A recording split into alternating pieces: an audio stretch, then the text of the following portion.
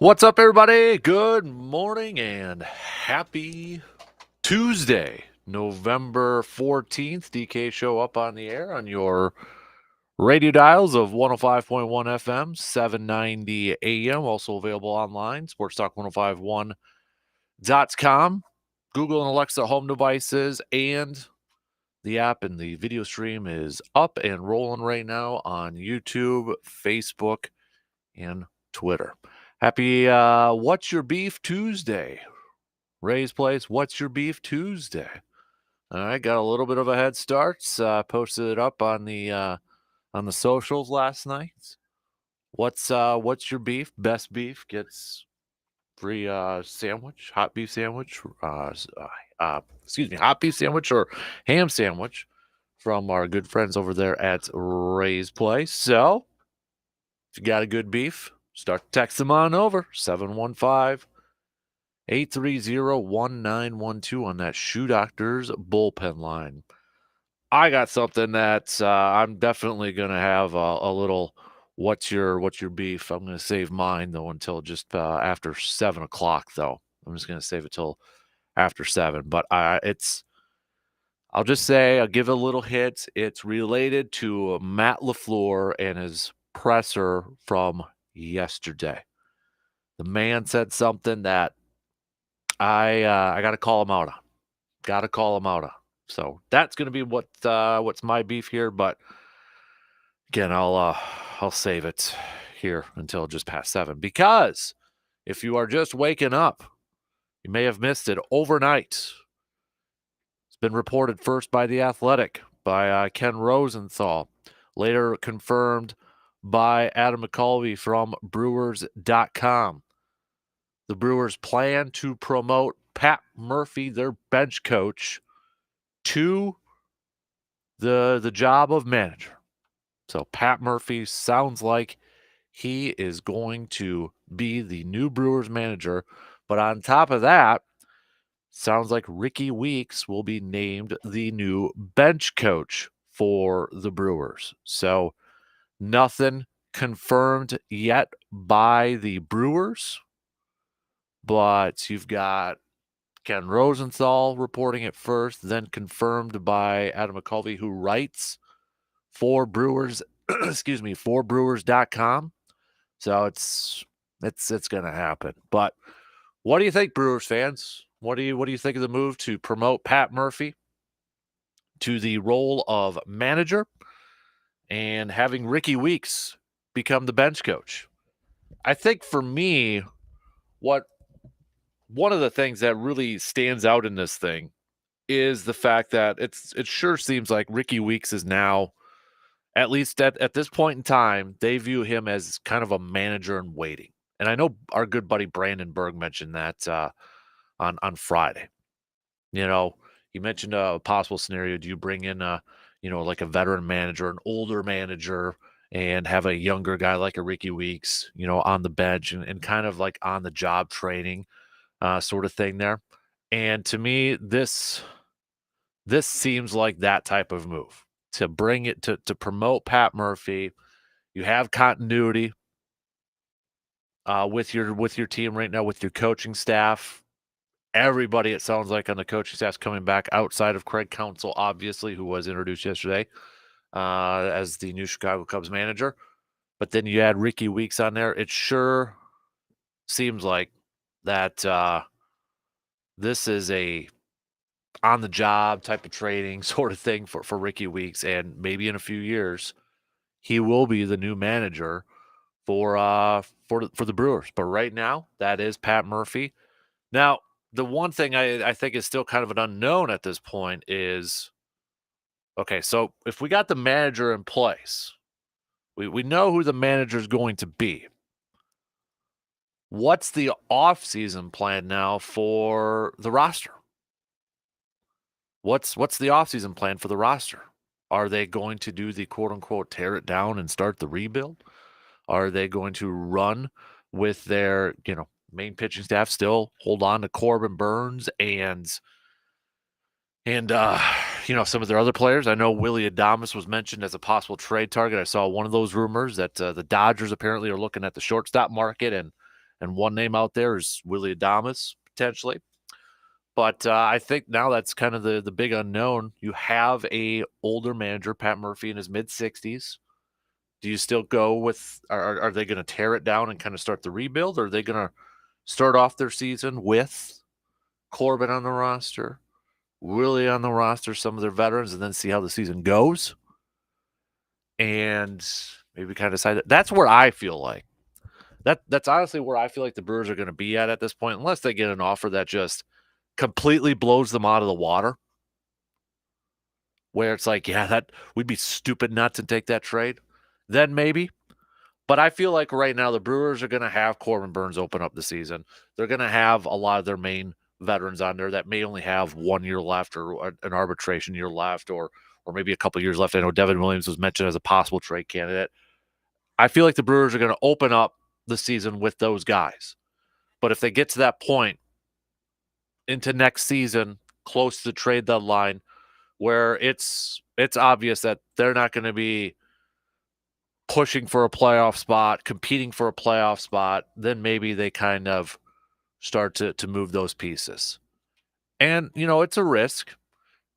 It's a risk either way. On one hand, if you trade a guy like Burnes right now, you maybe get a little in return because that team that's getting Burnes knows they have him for a full year.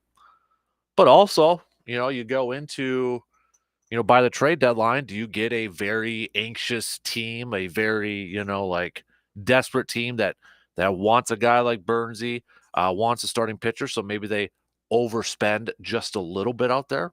Possibly, maybe. There's positives and negatives to both sides here. But right now, at least we sure sounds like that we now know who the new manager is going to be. So, Brewers fans, you like it? You don't like it? What are your thoughts? Thumbs up, thumbs down. Or maybe it was something that you completely expected already. So, honestly, it happened a little bit quicker than I thought. I thought they were going to do a wide casting of the nets, and maybe they did before the whole council thing went down, just to prepare themselves and make sure they were ready to pounce on their guy that they wanted in case council decided to leave. Maybe, which I mean, tip of the cap to that call, but to the ball club for doing that and being well prepared beforehand. But I don't know. We'll see if it gets confirmed later on today. What else? We got the Bucks. Bucks snapping their 2-game losing streak with a win last night against the Chicago Bulls. Bucks jumped out hot in that first quarter, outscoring the Bulls 35-18. Ended up with a 118-109 victory. Damian Lillard returned to the lineup, struggled a little bit from the field, though, in shooting. Finished with 12 points, just 3 of 17 from the field, 1 of 9 from 3. It was the Greek Freak show, though, again. 35 points for the Greek Freak, 11 rebounds, another double-double. Chris Middleton playing 19 minutes, contributing 13 points, moving into 5th place all-time for leading scorer in Bucks history. Brook Lopez contributing 11. Bobby Portis coming off the bench, though, and helping the cause with 19 points and 10 rebounds, a double-double for him.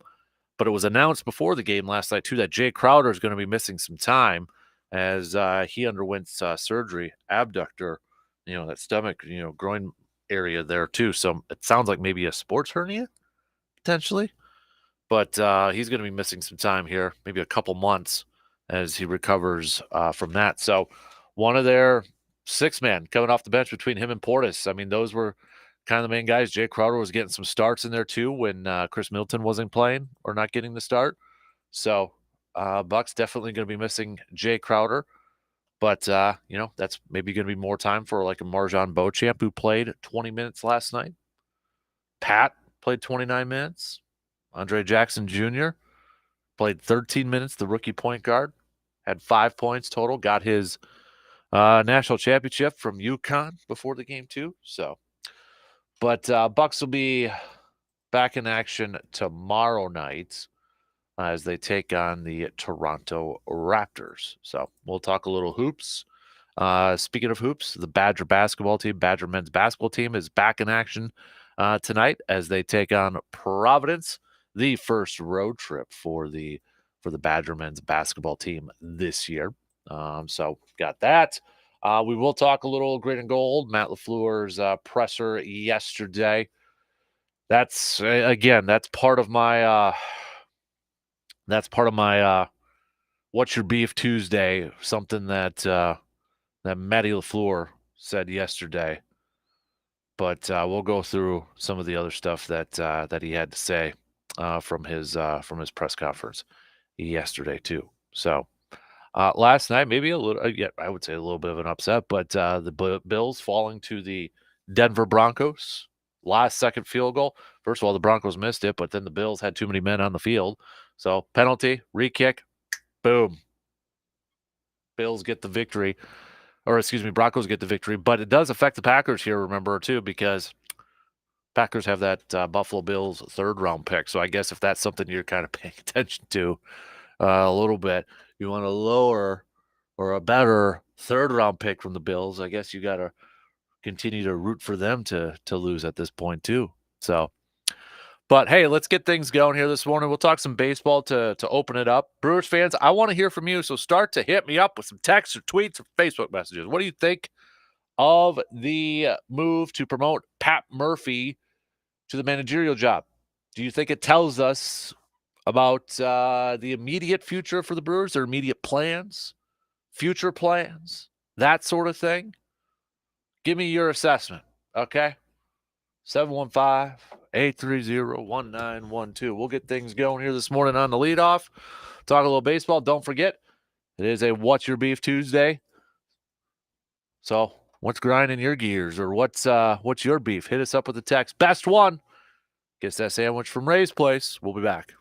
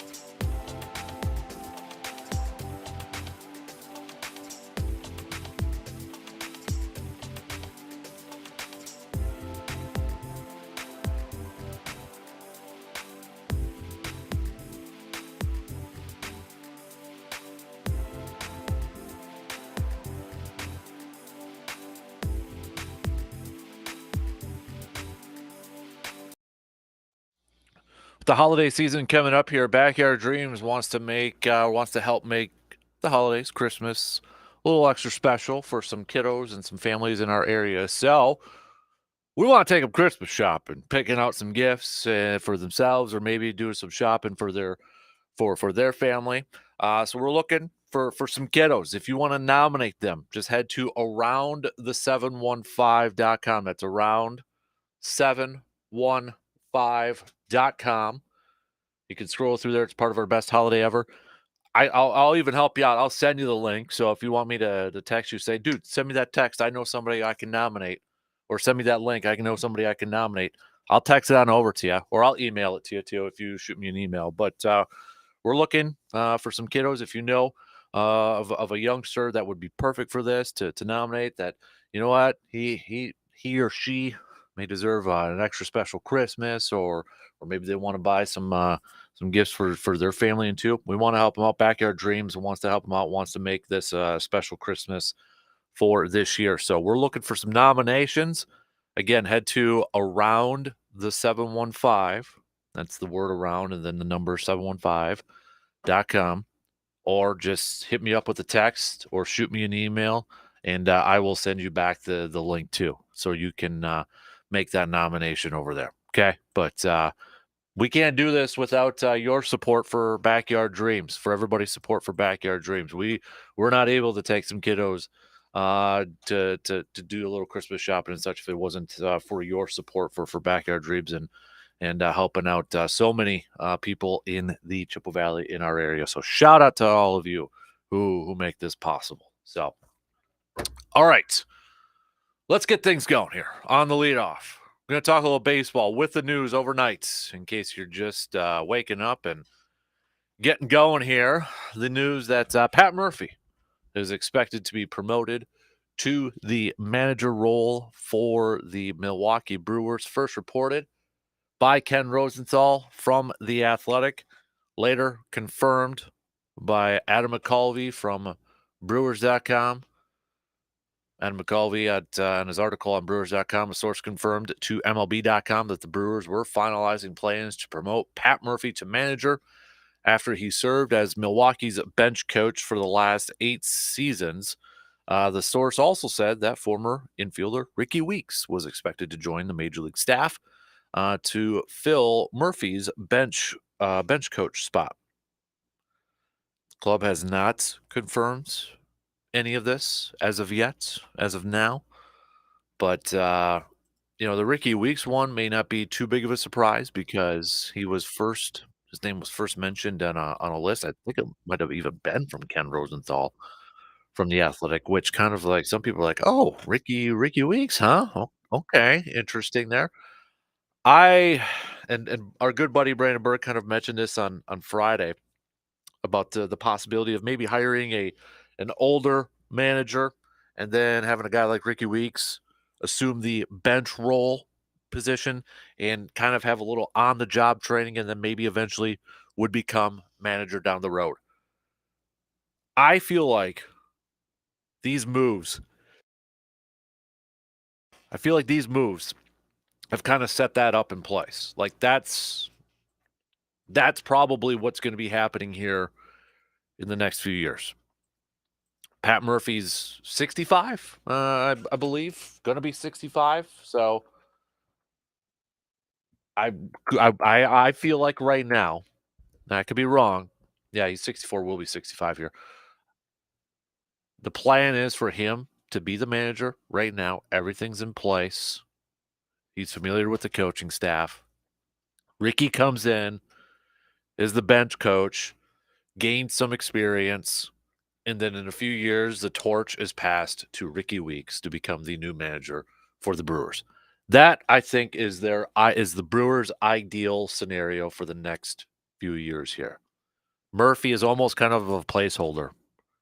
Now, that's not to say that they don't expect him to go out there and win and get this team, back to the postseason and such.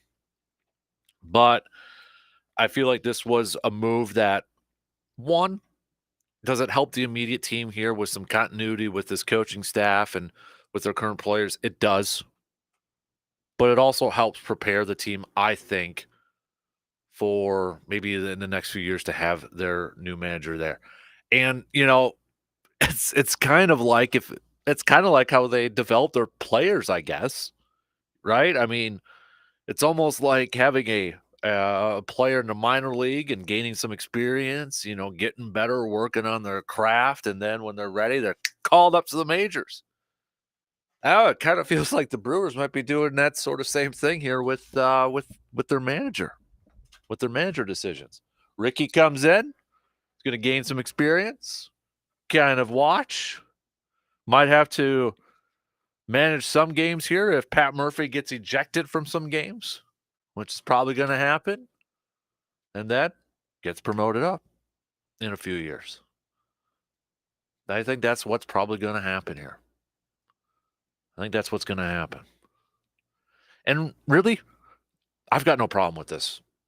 I mean, I don't have a problem with it. It's like, and a lot of it is because we don't know a whole lot about these other coaches or people that were attached to the job. Do we know Don Mattingly? We know Don Mattingly because his playing career with the Yankees, he was a manager with the Dodgers there for a little bit, and he was a manager with the Marlins. That's a name. We know that name. But these other names that are out there, we don't know a whole lot about them. We don't know about this first base coach. We don't know about that third base coach. So we don't know a ton about these coaches like we do in the NFL, like a lot of us, right? We know, oh, that offense coordinator, that defense, yeah, we know about them. We want them to be our head coach. And that's a credit to the NFL, I think, or it's just because of the fan base that's so like rabid about it. They know everything about it. And I mean, when you're watching the games, the TV telecasts, I mean, they show the coordinators. Like Sunday, I don't know the last time I've seen Joe Barry on the TV as much as I've seen him on that game on Sunday with the camera there.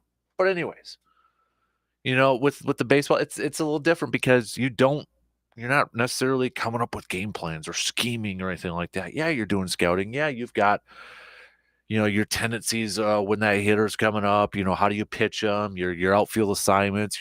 All that sort of stuff. You have all that. But I think right now with a transition like this, to have a veteran like a Pat Murphy, I think they viewed it as beneficial to kind of ease into that transition, a voice that a lot of these players already know, a lot of this coaching staff already knows that they're comfortable with. It's a little bit of continuity, and then you've got the new guy coming in, and you can kind of ease him along with the weeks there. So I don't have a problem with this, and honestly, I'm not surprised by this too. I don't think anybody should be surprised by this move. They shouldn't be surprised by the promotion, but I don't think it's definitely a long-term type of move here. And it might be a little bit telling too if we go back to what Matt Arnold said last week about Pat Murphy. He made a comment that if Pat Murphy doesn't get the job, that there would be a role for Pat Murphy within the organization. And I think now that might be kind of telling too here in the next few years. That Pat Murphy's going to be manager for a few years, maybe a couple years, who knows how long. And then he transitions into another role within the organization. And Ricky takes over. I go back to that comment, that note that Matt Arnold, general manager for the Brewers, mentioned last week. That if Murphy doesn't get the managerial role, that there would be a role for him within the organization if he didn't maybe follow counsel to the Cubs or anything like that. So I think that's part of the plan here too, is that after a couple seasons, after a few years, you hand the baton off to Ricky. Pat Murphy takes on a role. Maybe it's similar to that because it was reported that Counsell was offered a consulting role when his managerial career was done, or whenever he wanted to be done managing with the Brewers. That the Brewers had offered him a consulting role or another role within the organization afterwards, whatever that may be. I think you might have something similar to this with Murphy coming up here whenever his time of managing is done. I think that's a part of the wink, wink, shake, shake, and maybe we'll find out more details about that too. But I mean, Pat Murphy, ever since he's been there, you've heard nothing but like positive stuff from players. He's got the respect of these players. He's definitely got the respect within the organization. If they're, willing to keep him in there, they want to keep him there, even if he's not a manager. And he's got managing experience. He was interim manager with the Padres back in 2000. Was it 2014, 2015? Over there, I'll have to double check it. Interim manager on June 15, 2015, after Bud Black was dismissed. Padres went 42-54 under Murphy. Remember, Pat Murphy was a finalist for that Mets job a couple of seasons ago before it went to Buck Showalter. So he was a finalist over there too. But played a little bit in the minors, managed a little bit in the majors. The Craig Counsell connection when he was coaching at Notre Dame. Craig Counsell played at Notre Dame. When Craig Counsell got there, it was Pat Murphy's second year with Notre Dame over there. So I get it. I don't mind it with this move. And I think it's a move that sets up the Brewers for the next few years here too. It's not just an immediate thing. Maybe for the next decade. Maybe for the next 10 years going forward. The biggest question now is what's the plan for the roster? What's the plan now with the players? And I don't think we've gotten a clear answer. Like, I feel like if you bring in a guy, let's say you're bringing in a Don Mattingly or a Mike Schilt or whoever, a guy who's been a manager before, maybe a little bit older. If you bring in one of those guys, I feel like you're probably not going through a rebuild. But I feel like with Pat here, it's still a little bit unknown. Because I wouldn't be surprised. I mean, they could go about this a couple different ways. They could go about a complete rebuild. Maybe trade off Burns and some of those other players. But since they've got a veteran manager in place, he's kind of that stopgate for the next couple years, until Ricky gains some experience. You got a veteran who's been around the game for a while, with a very young team. So you're going with an experienced manager, a guy that these younger players know, respect. And, after a few years, when you move on. Or do they look at it from like, no, well, we got a manager who's got a lot of years under his belt. We're going to begin the season with playoff goals still. And if we're still in playoff contention around that trade deadline, awesome. If we're not, then maybe you decide to kind of sell off or trade off some of your assets. Honestly, I kind of feel like that might be the role it's going. I could be completely wrong. I mean, later today we could find out that Corbin Burns is traded, and then I'll look like an idiot, more of an idiot than I already am. But I feel like right now, unless they get blown away with a trade offer that they just can't say no to, I feel like Corbin Burns is going to be your opening day starter.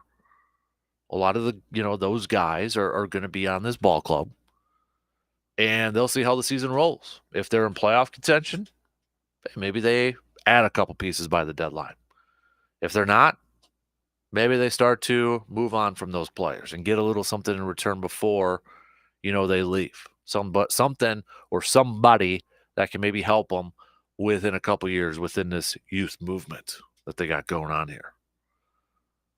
Either way, I don't think this Pat Murphy hiring kind of really signaled which way the Brewers front office is going to go this offseason in terms of building this team. I don't think we've got a better idea one way or the other. Whereas if they would have just went up straight with Ricky Weeks now, do they maybe start with a rebuild? Yeah, probably, maybe. Or if they bring in another outside guy, they probably, we're going to still stay competitive here. But right now, I don't think we have a clear picture at this point. So All right. Plain T. Good morning, DK. Do you think the plan to have Counsell move into some type of executive position later in his career is now off the table, considering the friction from him going to the Cubs? I think right now it's probably off the table. Absolutely.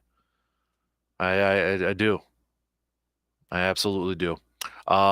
Maybe way down the future, whenever Counsell is done managing, and after a few years go by, maybe that comes back into play here, but it won't be anything immediately after. I think it's probably off the table right now. Definitely.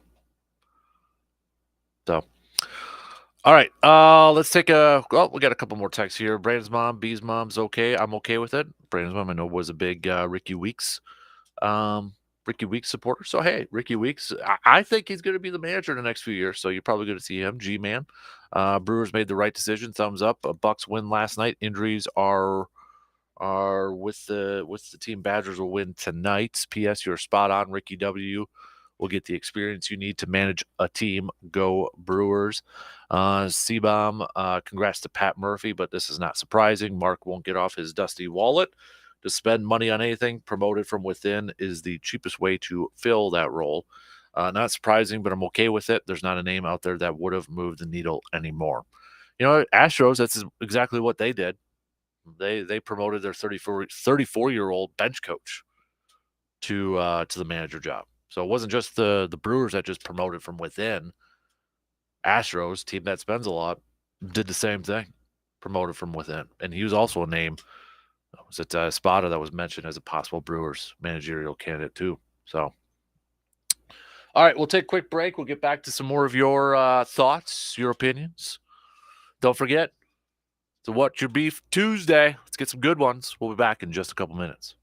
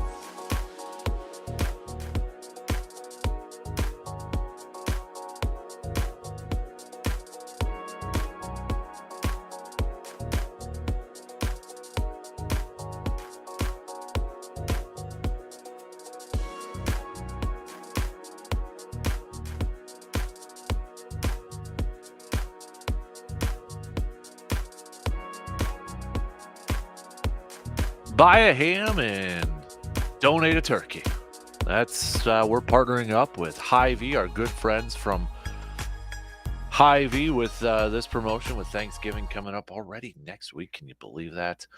But if you go to Hy-Vee and you buy a ham, okay, purchase a boneless Hormel Cure 81 ham from Hy-Vee, you can grab a voucher from the meat department to donate a turkey. We're going to be next Tuesday, a week from today. We're going to be handing out those turkeys to some families that may need a turkey for Thanksgiving and such. So if maybe, you know what, turkey's not your thing for Thanksgiving, maybe you're not a big turkey person, but you want to, I want a ham, but I don't have any use for that turkey, or you just want to put it to good use, you could donate it to a family or person that could use turkey for this Thanksgiving. So, plus Midwest Family and Hy-Vee will be matching all donations too, to ensure that everyone in the community has a great holiday meal. So, that's going on right now at Hy-Vee, and then a week from today we'll be passing some of those turkeys out and such. So, big thanks to Hy-Vee for partnering with us for that. All right, let's go through. Got a couple of what's your beef comments. I posted up an early one on Facebook last night just to kind of get a head start on some of these ones out here too. So, what's beef? Simply Greg Council, Trevor, the dollar being devalued in the Badgers offensive line. Okay. Josh, if it's called a turnover in the NFL, it's an automatic review, but if it could have been called a turnover but isn't, OT should still be automatic review should still be. I think that's supposed to say turnover should still be automatic. Why, if the defense commits a penalty in a 2-minute situation that creates an incomplete play, does the offense lose time as well? If they really want to make it a penalty, the offense shouldn't lose the time of the effective play. I think, Josh, you're referring to, I think it was a play in that Packers game, right? Where, it was kind of like one of those double-edged sword things. Packers ended up, I think it was Pittsburgh that had a penalty. So Packers got a redo or an extra, moved off the ball, but they also lost some precious time too. So, Bill, I get angered a lot, especially the Packers and Badgers do this when they are in the red zone. It's 3rd or whatever and 5 or whatever. Why does it seem they always throw in the end zone? Why not just get the first down? Even worse, it seems like it's always a corner throw unless they are wide open. Just get the first.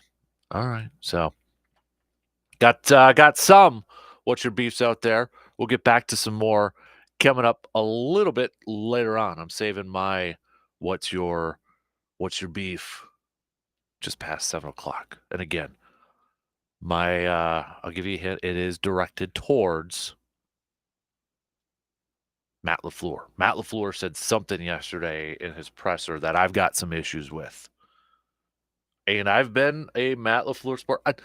The thing is, I want all the coaches for my favorite teams to succeed. I want Joe Barry to succeed. I want Matt LaFleur to succeed. I want Adrian Griffin to succeed. Greg Gard to succeed. Luke Fickell. Now Pat Murphy. I want them all to succeed. I don't have any axe to grind with either one of them. I want them all to succeed. Okay. But LaFleur said something yesterday that just, really grinded my gears. That's what's my beef.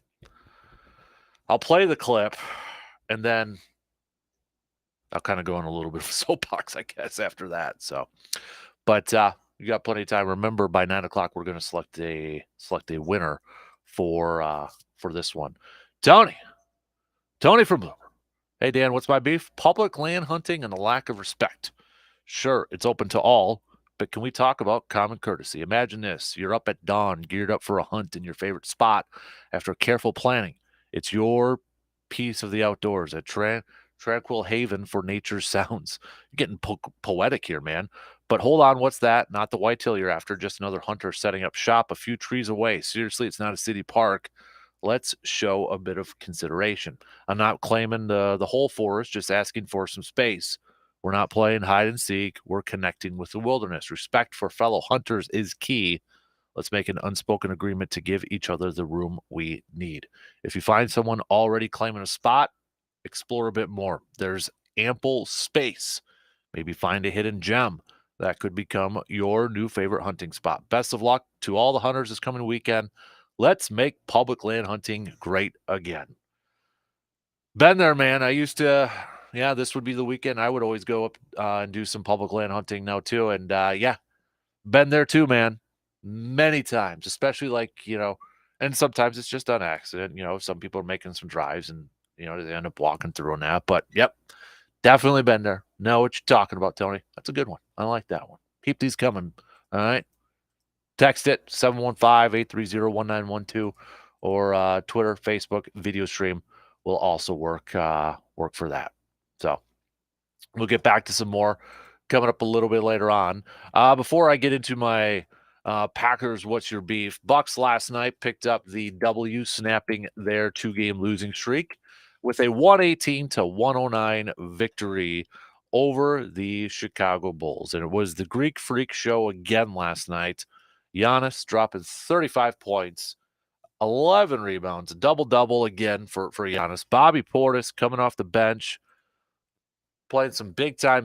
Dude was on fire. 7 of 10 from the field, including 3 of 6 from 3, to finish with 19 points. Also 10 rebounds.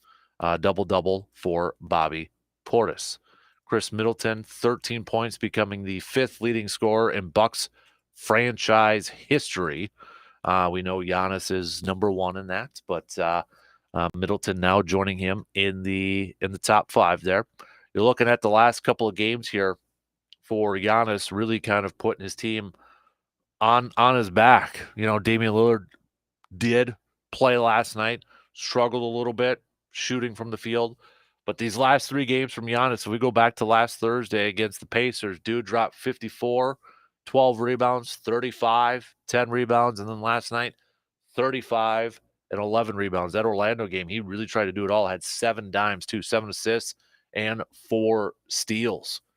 But just wasn't enough against that Orlando Magic team, I guess. So Bucks now improved to 6-4 on the season. First 10 games already in the books. 72 more to go coming up here. Philly still holding on to that 1 spot. I mean, ever since the Harden trade and such, they've won 8 in a row right now. 8-1. Boston 8-2. Indiana, Miami, and Milwaukee 6-4. But Milwaukee, if you're looking at standings, are the 5th seed right now, if that even matters here. Western side of things, you got Denver in the 1, Dallas 2, both 8-2. But the Minnesota Timberwolves, shout out to the Timberwolves. They've won 6 in a row, and they are 7-2 on the season right now. We were talking about defensive ratings and such, and Minnesota, one of the better defensive teams in the entire league. In terms of opponents' points per game right now, they're the best. They're only giving up 103.1. 103.1. The next closest is actually the Knicks, 104.3, which Thibodeau over there, if you know your little bit of history there, he's a defensive-minded head coach and such. But, yeah, you're looking at opponents' points per game. You got Minnesota number 1 right now. Milwaukee giving up, or I should say allowing, 118.3, which is, if we're just looking at the Eastern Conference side of things, that is the 4th worst. Just only 2 teams in the Western Conference worse than the Bucks right now, too. Utah and the San Antonio Spurs. So, Bucks will be back in action tomorrow night as they take on the Toronto Raptors. Tip time, 6:30. Couple more texts on the Pat Murphy news. Like the move, not surprised with the move. Agree with you that it sure looks like Ricky Weeks is going to be the manager in the next few years. That text is from Tom this morning. Ben with the text, not surprised that they were promoting Pat Murphy since they kept their entire coaching staff in place. It seems like Ricky Weeks will be the guy in the next few years. Not sure how I feel about that one at this point. We really don't know about, Ricky Weeks in terms of him being a future manager. It's a little different because, when Craig Counsell, he was with the team, did a little bit in the front office. I think he was a little bit on the telecast, but we had this even before he was in the dugout. He was working at the front office and Ron Renicky was still there. It was widely believed that, okay, he's going to be the future manager. I think it just happened a lot sooner than people expected. I remember I was down in Chicago for the draft in 2015. It was Brewers and Cubs series. And I think the Brewers even won that series, but then it was after that, Ron Renicky got fired. And then Craig Counsell gets the job. So, I mean, it happened a lot quicker than what people expected.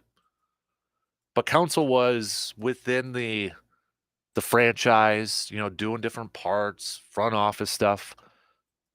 Ricky Weeks, I believe it was just last spring training, he kind of came aboard as an instructor and coach in spring training in that. So probably looking at this like let's make sure we just get you a little bit more experience before we hand over the reins completely at this point. So again, I don't have a problem with the move. I think it's a move that's for maybe a little bit more for the future to train up Ricky to be that future manager there. That's my thoughts on the whole thing. So I forgot to know too, we will catch up with RJ Cardinal coming up about 8:20 this morning. 8:20. Yeah, we'll get his thoughts on that Northwestern game and such, and moving forward with the football team. But before then, we'll finish up the first hour with Morgan. Good morning. You're a fan of the Murphy move? Yeah. Yeah. Were you expecting it? Mm-hmm. Not that big of a surprise. Obviously, he knows the team, so right. No wild stretches there. Yep. Getting ready to go out to the woods next week or this week, bud? Yeah, getting there. Doesn't feel like it, but how do you feel about gun season versus bow season? You sat for some of the bow season. You ready now? Do you like the shift, or are you one of those people that would rather bow hunt? I would rather bow hunt, but I have better success rifle hunting. Most people, I would say, would. Yeah. Yeah. So, what is your go-to venison dish? Oh, just the backstrap tenderloin steaks. Just straight up. Yep. Nothing fancy, nothing like that. No. Or we do a little canned venison too. That's always good. Does Hudson think is he going to join you in the stands? Is he going to be a hunter too? Yeah. Not this year, but he's getting close. Yeah. My nieces are going out and they love it too. Siggy's going to do a hunter safety next year. So yeah, like do it. Earn your keep. Bring a deer home. Yeah. Bring some food in. There's this video on Facebook. I got it up here too, but it was up in Rusk County. It's kind of trending. A big buck. Yeah. This person saw it standing in a ditch. It's literally just standing there, like not moving. What? I mean, they're up next to it, touching it. It's alive because you can see it. Touching it? Yeah. You want to walk over here and see this thing quick? I do. Yeah. Hold on. Let me see what you got. Yeah. Is it real? It's real. You saw the mouth move right there. Yeah. No. It's it looks like the buck version of the like Billy the Bass. Yeah. On the wall. Are you sure it's not some the DNR I guess stopped by and they're testing it for like CWD or something because it shouldn't be that tame around people. Right. Yeah, but the way its mouth move looks like it's animatronic almost or something. Like. Yeah. I don't know. I was like, that's kind of weird. It's like it looked like it stopped in full like walking. Yeah. Like mid-stride. Yeah. It looks like it's just hanging out mid-stride. If you haven't seen this video, it's on socials. It looks like it literally was just mid-stride and somebody said, hey, how's it going? And it stopped to get pet, which is, as you know, not the way deer roll. It's a big buck too. I got an 8-pointer hanging out by us in the ditch that's pretty happy with the corn that just got chopped. Really? And those are the exact deer that disappear on Saturday, it seems, the hunters. Yeah, my trail cameras have gone a little bit more quiet this week. They do. The deer are onto you, that's for sure. Exactly. So are you going buck this year? Are you going doe? Whatever fills my freezer. Yeah, I get to go freezer hunting too. Yep. I have. Are you growing out the beard though a little bit for it? Obviously, it's a no shave November.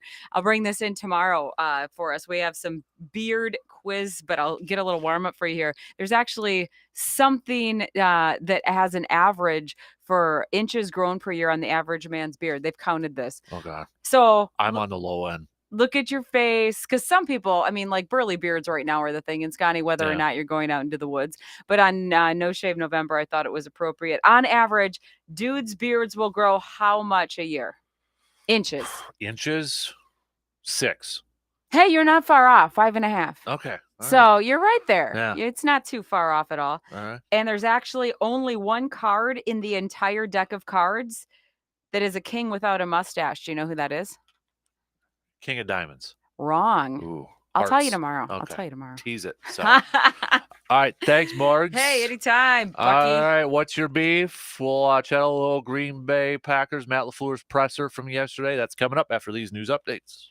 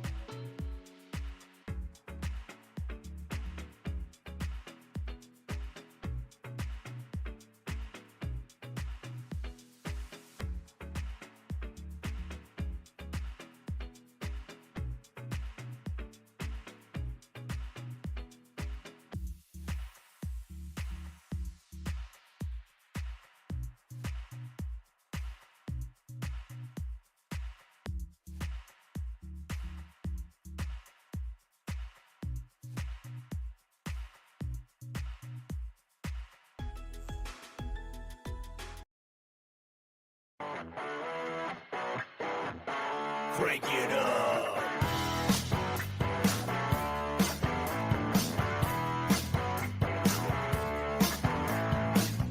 Hey! Are you ready today? Get up! He's on his way.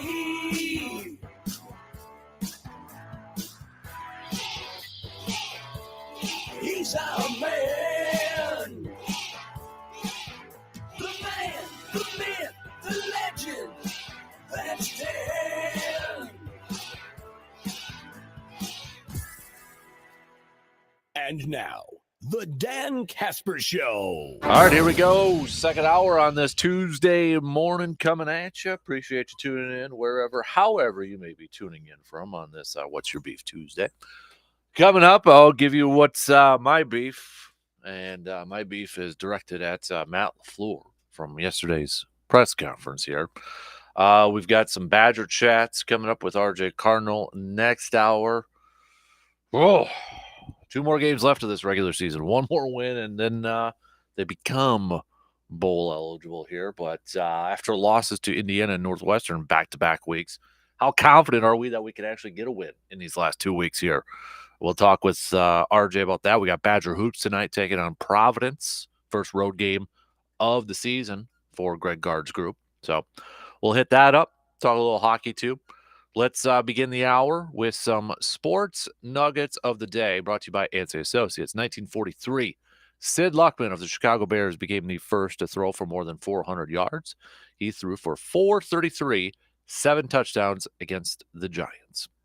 1970, the plane carrying the Marshall University football team crashed and 37 were killed.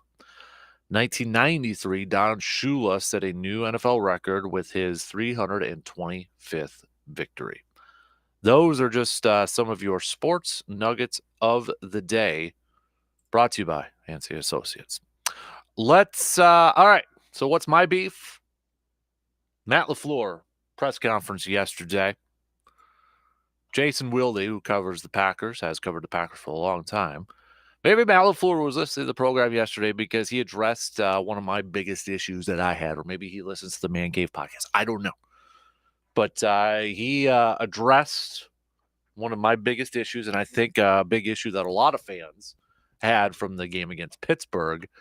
And Matt LaFleur, I guess, kind of calling us out with that. Here's the audio clip. Here's the exchange between Wilde and Matt LaFleur from Matt LaFleur's presser from yesterday. A couple instances.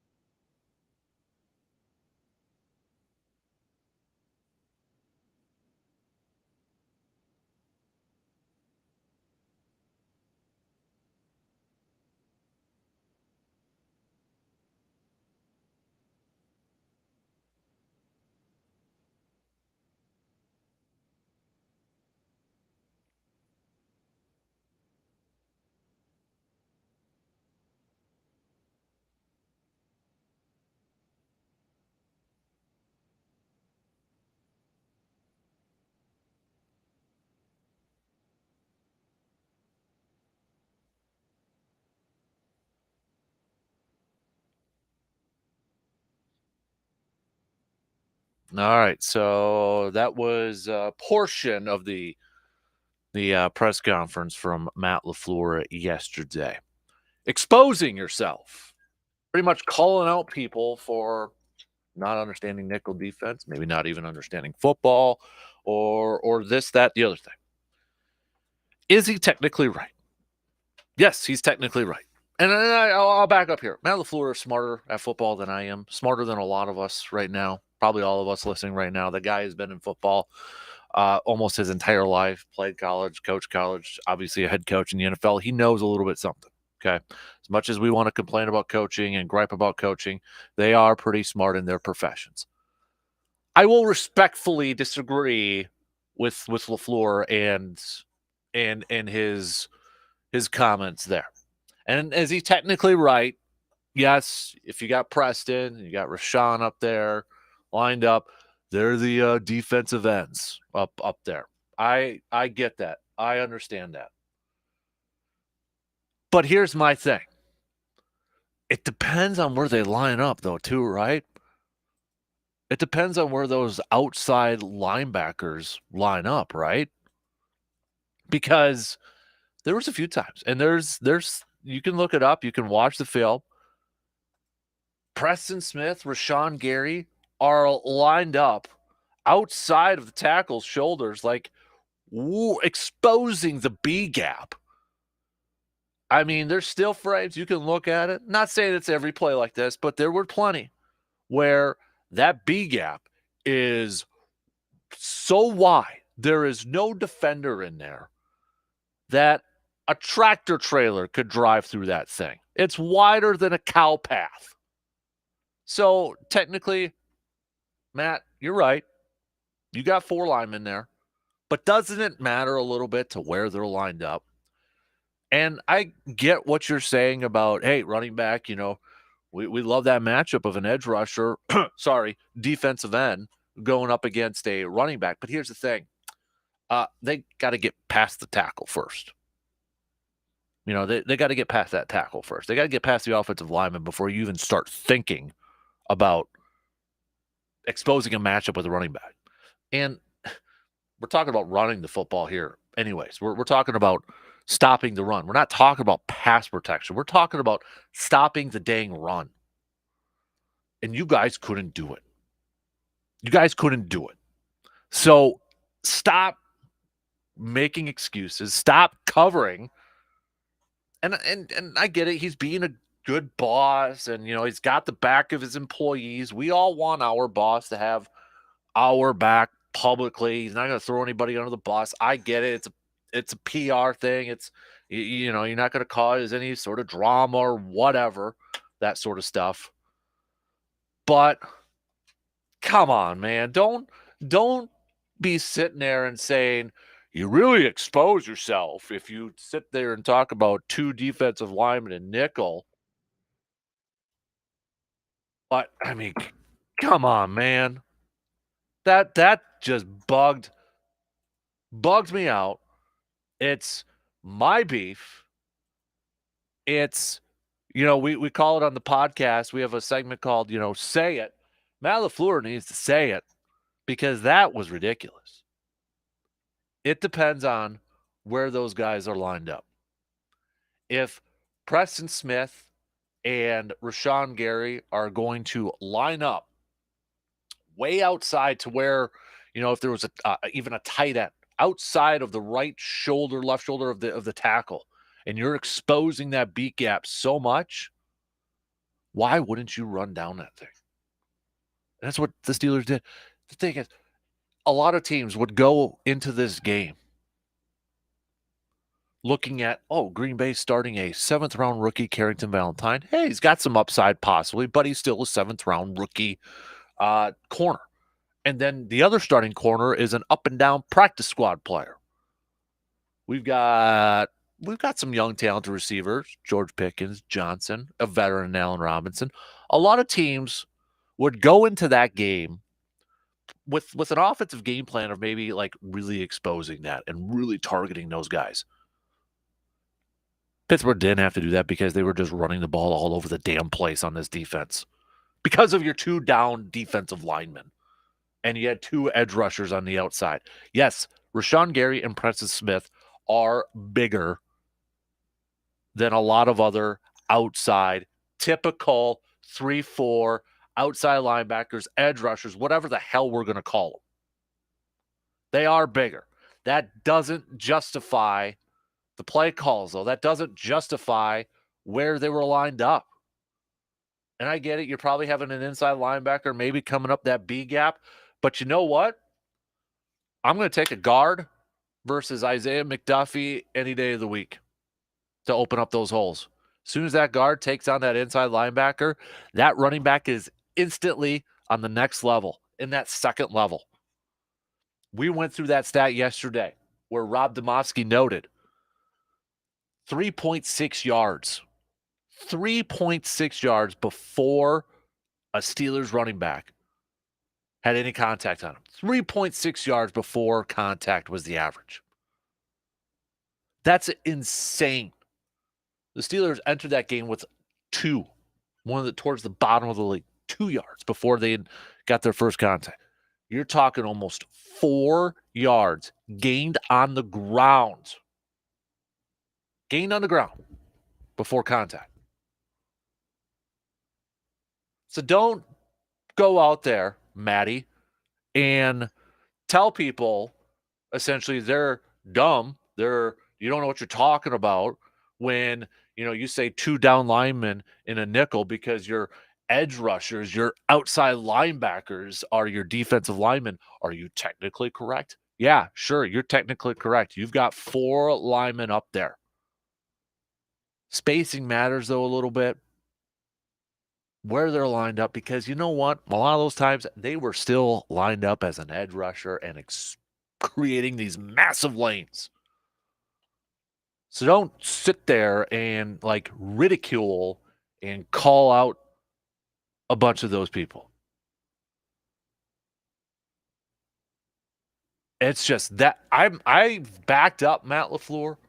That irked me a lot yesterday. That really irked me a lot. And I get it again. You don't want your running backs blocking Preston Smith and that. But you know what?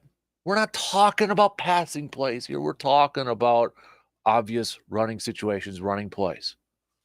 And I get it. You're not going to have the right play call for every single time. And, maybe you were planning for a passing play and ended up being a draw or something like that. But, dude, come on.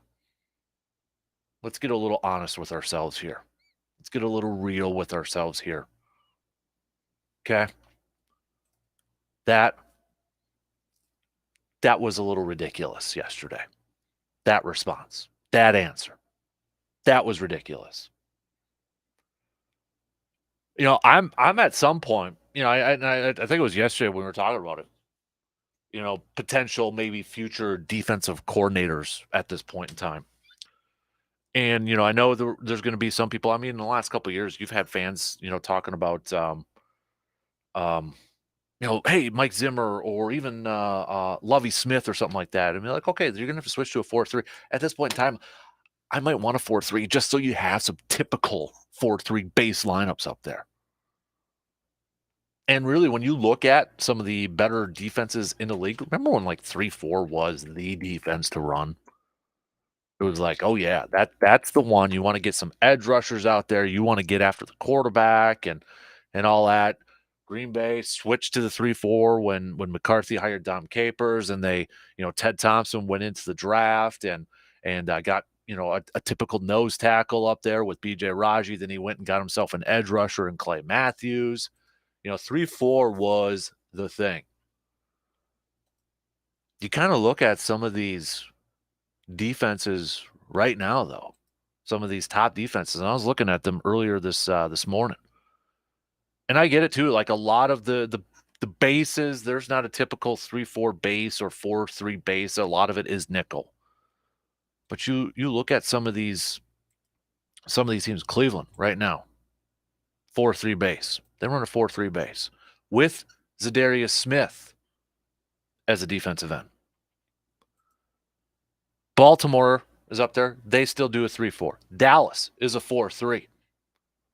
And they've got a guy, Micah Parsons, playing technically at the linebacker, but we know him. He wants to get after the quarterback, about 240, 250. They're a 4-3. Kansas City, they're a 4-3. Dallas. Did I mention Dallas? Yeah, I just mentioned San Francisco, 4-3.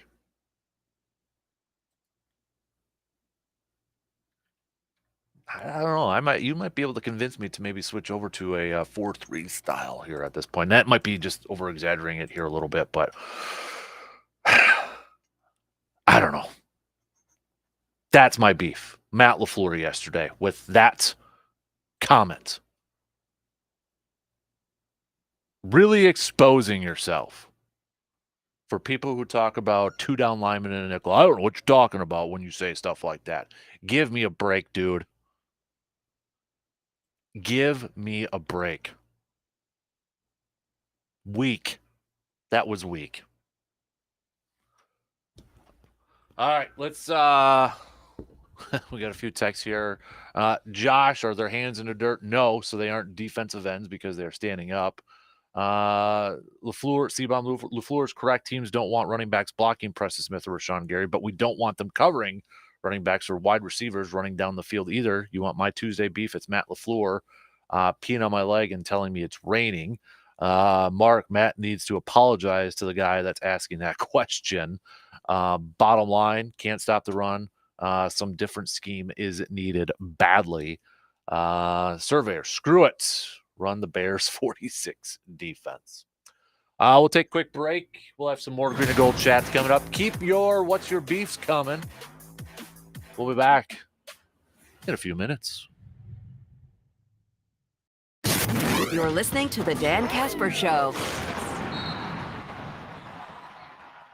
How do I describe excellence in 4 words? Carpet City Flooring Center. Here's why. So my wife and I wanted to update our flooring in the basement. The tile was coming up and it wasn't put in properly by the previous owners to begin with. And the carpet down there was old and worn out. We wanted our floors to have a cabin floor look. So we visited Carpet City Flooring Center and they helped us pick the perfect tile that would function the best in our space and give us that cabin look feel. Then they helped us match it up with the perfect looking carpet. Carpet City Flooring Center completely transformed our space. The tile looks amazing and the carpet matches it perfectly. It's like a completely brand new room. And they paid attention to the smallest details, even adding new trim to places that didn't even have any trim to begin with. So if you're looking to transform your room with some new floors, seriously, Carpet City Flooring Center is the only place you need to visit. Check them out today and know that you are in good hands with all of your flooring projects with Carpet City Flooring Center in Eau Claire.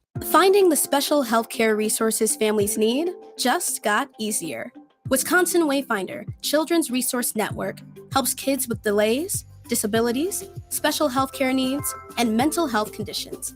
Call toll-free 877-947-2929. Ask questions, get answers. Connect today toll-free 877-947-2929.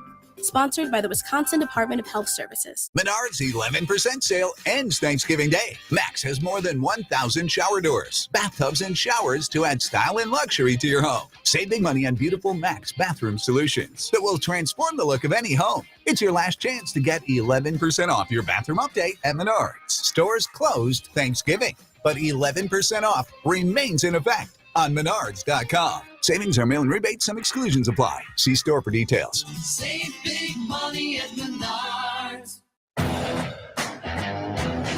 Join us and other Brewers fans for a fantastic spring training trip of a lifetime in beautiful Arizona.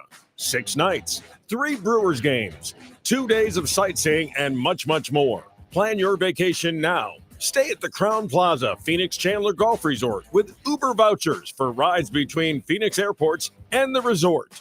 There's a welcome reception, daily breakfasts at the resort, 3 Brewers spring training games, professional guide with motor coach transportation to Sedona and Tucson, hosted by Arizona Baseball Tour staff. There's a souvenir t-shirt and 1 complimentary bucket of range balls per person at the resort golf course driving range. It will be an exciting fun-filled excursion with memories for a lifetime for everyone. The Brewers Spring Training Trip to beautiful Arizona. Don't miss it. For more information, get to this station's website and begin your vacation today. Are you craving the smoky, savory flavors of real barbecue? Then Famous Dave's is your destination for mouth-watering barbecue. At Famous Dave's, you're treated to that authentic, award-winning taste you've been searching for with favorites like their award-winning ribs, brisket, chicken, and their family feasts. And for your next party or get-together, Famous Dave's is also your go-to catering headquarters. Visit Famous Dave's and experience barbecue like never before. Grab your family and friends for a dining experience that's finger-licking good. Located on Mall Drive in Eau Claire next to Festival Foods.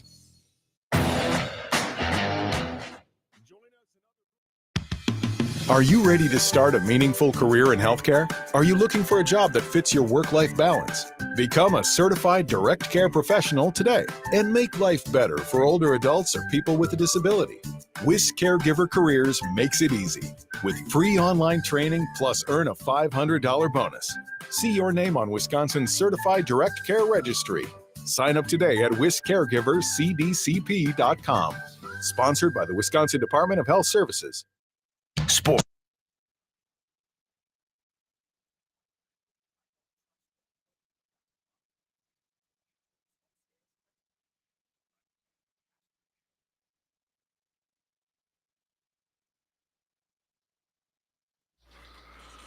Hunters, have you thought about where you're going to be taking in your venison when you get that deer this year? I know you're probably thinking, dude, I got to get that deer first before I even think about where I'm going to take it.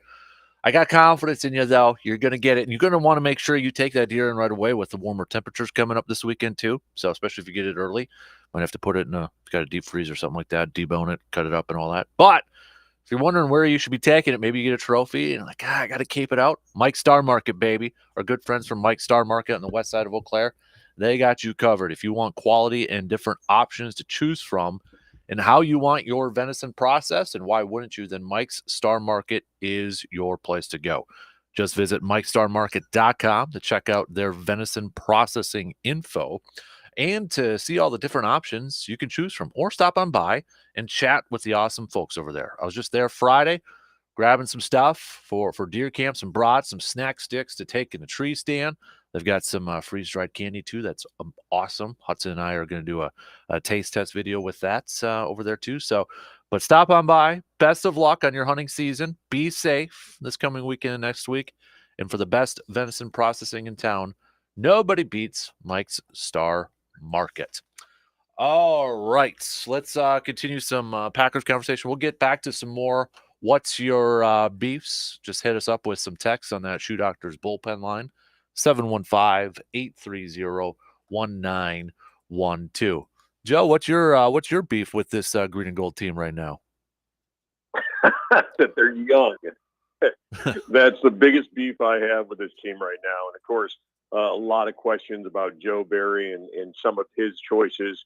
And so I would say that it was that scheme to open the game. That was the beef that I had, and not offensively. It was the defensive scheme. And I don't know why Joe Barry thought, well, you know what, we're not going to make Kenny Pickett beat us. We're gonna make the running game beat us. And of course it did in that first half. And then Joe Barry made adjustments. And so I would say coming out of this game, those are my two biggest beats of this Green Bay Packer team, is the scheme going in defensively and just how young they are. And again, youth continues to show on this team, but also I thought the passing attack, I thought it showed up really well. I thought Jordan Love, despite the 2 interceptions, I thought probably played one of his complete games of the year. And if he would have had a little bit more cooperation from his young receiving core with some of the drops that he had, I thought he made some impressive throws in that game.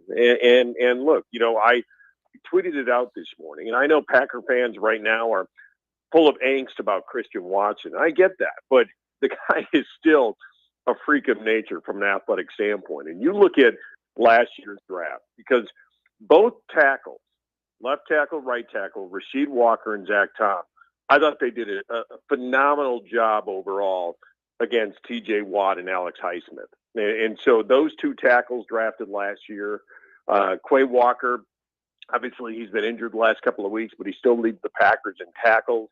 I thought Romeo Dobbs catching the end zone really showed some poise and getting his feet down, and really a nice route that he ran. And Devontae Wyatt, I continue to think gets better. And so you look at last year's draft class, and there is a reason to be optimistic about this football team. And again, the biggest question is still going to be this back half of the year. How does Jordan Love progress? But, I thought overall Green Bay played a good football game, but their youth just showed it. I think Pittsburgh's experience was the difference maker.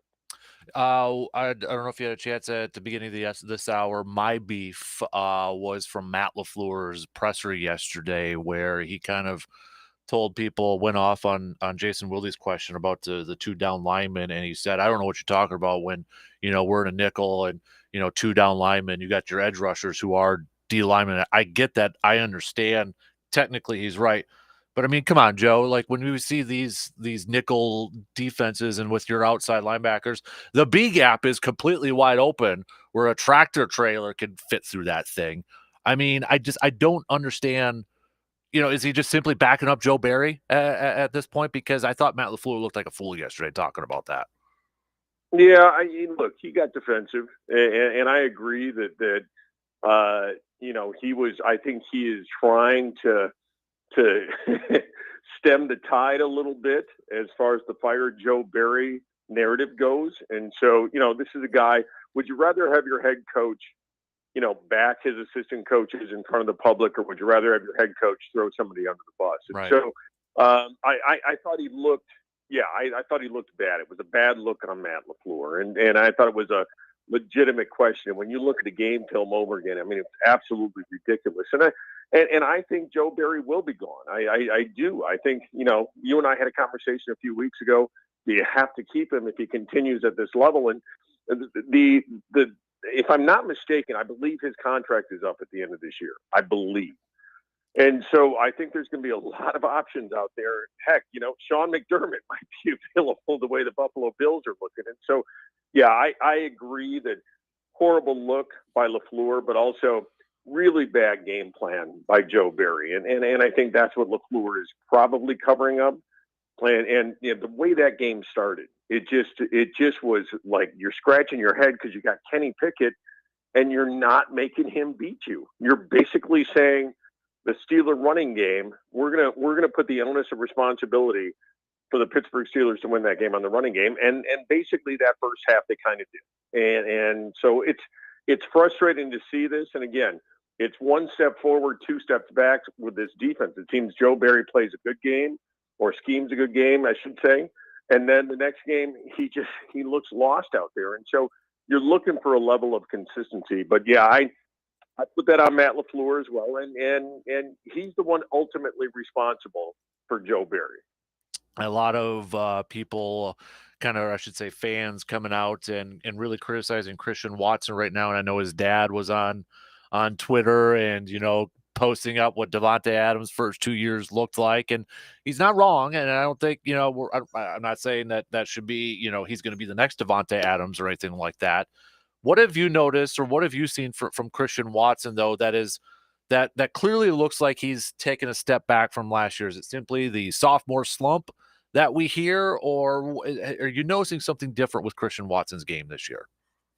Well, look, he's still good on the slants, and he's still good, if you just get him deep and let him run by someone. And the guy is still learning the nuances of how to play receiver in the NFL. And I thought Matt LaFleur, for all the criticism he deserves for Joe Barry, I thought in his presser when he talked about that Omaha pump, and that Omaha pump was the out and up that was deflected and then intercepted in the end zone. And he talked about the little things that Christian Watson needs to get better at. And he talks about the fact that when you're doing an out and up and when you're doing any kind of double move, you've got to get your eyes back to the quarterback to make sure you're selling that first move. And Christian Watson didn't do that. And then the second thing is he let the cornerback press him against the boundary too much. And so you've got to fight through that. So I think everyone saw film of Christian Watson last year, how he exploded the back half of the year. And everyone said, look, this kid's not a refined route runner, and this kid's still not strong. So we're going to physical him up, and we're going to intimidate him. I think right now Christian Watson is learning a little bit more of that, and I'm not about to give up on Christian Watson. You can't teach that kind of size speed ratio.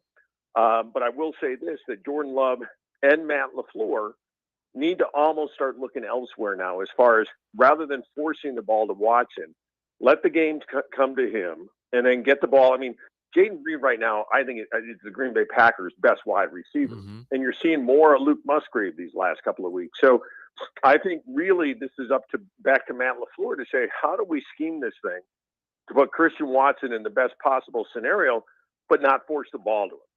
And I think that's what Jordan Love is trying to do right now is let's get the ball to Christian Watson to get him involved in the game. And right now, I take Romeo Doubs, I take Jaden Reed, I take Dontavian Wicks, and I take Luke Musgrave over Christian Watson. Am I ready to throw in the towel? Absolutely not. You can't coach that kind of size speed ratio. And I think Green Bay fans just need to be patient with this because, and again, could it be that he's just never going to develop? Of course it could. Absolutely. That's true with any draft choice. But I think you look at the history of Green Bay Packer receivers, they didn't blossom until, sometimes year 3 with some of these guys. I remember Devontae Adams' second year in the league with his drops. I thought for sure he was going to be run out of town, and look at the career he's developed into. So, again, I think Packer fans just need to be patient. I think last year a lot of tape was shown around the league to defensive coordinators and secondary coaches on how to stop him, and I think that's exactly what they're doing right now. Is one of the positives you mentioned him, Jaden Reed, Luke Musgrave, but even Dontavian Wicks, Joe. I mean, looking at those guys, is that one of the if we're looking at something positive of Romeo Doubs, he's got 6 touchdown catches, but not putting up maybe the yards that we had all expected. We talked about Christian Watson, but these rookies, these youngsters are seeming to be go-to options for Jordan Love right now, especially Dontavian Wicks. Yeah, no doubt. I mean, Dontavian Wicks, even though this is a guy that only ran a 4.5, 4.6 coming out, he looks the part, and he looks like, whether it be an Anquan Bolden or Marcus Colston or something like that. I mean, you've got, the guy's got 17 catches on the year already, 14-yard average, 1 TD. Jaden Reed, and I thought this was really interesting. He's got 28 catches for 4 touchdowns. Compared to coming out that a lot of Packer fans wanted to see, and that's Jackson Smith-Njigba. And so compare what Jaden Reed has done to what Jackson Smith-Njigba has done for the Seahawks. And then Luke Musgrave, here's what you like about Luke Musgrave is for a while you're like last year, Bobby Tunyon, I believe, averaged around 7 or 8 yards a catch. Luke Musgrave is almost over now, almost to 11 yards a catch. And that's impressive for a tight end. And when you look at the number of big plays and explosive plays, right now Luke Musgrave is number 2 on the Packers behind Jaden Reed. And so you're seeing this Packer passing attack develop a little bit more. And again, I don't want to throw Christian Watson out of that. I mean, the catch percentage of Watson right now was not good. All right, it's 14 receptions, 33 targets. Conversely, you look at somebody like Luke Musgrave, Dontavian Wicks, Jaden Reed. You look at those, and it's a much higher catch percentage. And so you're seeing some of these things that you like to see and develop. And again, I'm anxious to see what happens this back half of the year, and if this passing attack can continue to get better, and you see these receivers just with little nuances getting better and better and better. And so there's a lot to like for the future of this team. And again, I hate to be redundant, but it's really going to come down to how number 10 develops. Yeah, we mentioned this nugget yesterday. I think this is kind of what you were referring to. Yards per target rookies week 8 through 10. Top 3 are all Packers. Jaden Reed, 13.3. Luke Musgrave, 11.1. Dontavian Wicks, 10.7. Then Jackson Smith shows up number 4 at 9.5 right there. And that's also, I think, too, they're allowing, or at least Jordan Love is throwing the ball a little bit deeper down the field. Yeah, I thought Jordan Love made some wild throws on Sunday. I really did. I thought, a couple of the ones where he stepped up in the pocket, threw on the run, the arm angles. Look, the drop in the bucket to Dobbs for the touchdown, that was a beautiful pass. And the throw on that last drive, 46-yard throw to Jaden Reed, that hit him right in stride, and the touchdown too. So, you're seeing some of these wild things that I think people saw coming out of college, and there was never a question about Jordan Love's ability to make the wild throw every once in a while. It's still, can he process and read a defense quickly enough to get the ball out and let it rip like Matt LaFleur has been talking about. And so, for a loss like that, a game that was very winnable for the Green Bay Packers, a game that maybe some say they should have won, I still see that they were able to pull a lot of positives out. Now, and I'm not being, Pollyanna on this and think that there's no problems on this team. And again, I still have questions about Matt LaFleur, whether or not he is a head coach that can lead a team without a Hall of Fame quarterback. And so I still have lots of questions there, but there's still a lot to pull out. And I go back, look, any football team, if you can hit it on a couple of draft classes in a row, and when I talk about the 6 guys from last year's draft class that are still seeing a significant amount of playing time, and then you combine them with some of the guys in this year's draft class, you're starting to say, okay, we've got 2 back-to-back draft classes that you can build upon. And if you look at the last 2 Packers Super Bowl wins, you can point to back-to-back draft classes that were able to build that team up. And so there's a lot to like as far as what's happening in the future for Green Bay. It's just going back to my beef.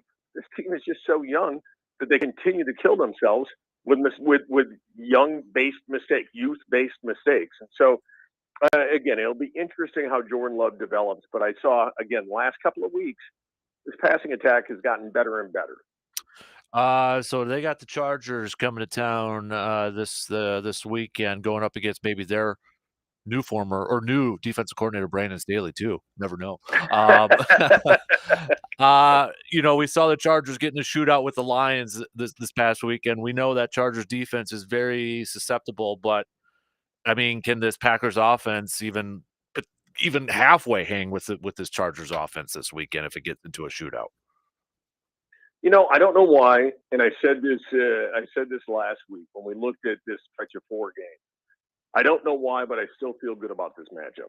I still feel good about this matchup at Lambeau Field, and I still think that I'll stick with it. I said it last week, and I can't go back on my word. Regardless of what I saw with the Chargers against Detroit, I still think Green Bay matches up well with this team, and I think they pull off the upset. I think they pull off the look, and partly because I just don't believe in Brandon Staley as a head football coach. I think he makes a critical coaching error in this game, and Green Bay is able to take advantage of it. And so for whatever the reason, and again, there's a lot of injuries with those Chargers receiving core right now, and so you don't know how that's going to shake out. And there's just so inconsistent this year, and I think that's a direct correlation to the head coach. I don't think he should be a head coach in the NFL. I think every week he puts his team in a position where they could lose the game because of his decision. And this game being at home, I do see Green Bay playing well, and I see them coming up with the upset. Look at that. Are you going to be at the game too? No, I am. I honestly, I probably have made my last trip to the hallowed grounds of Lambeau Field this year just because of my schedule and things like that. But I've got dear friends of mine who are using my tickets. And this, of course, is the gold package. So a lot of Milwaukee fans. And you know what?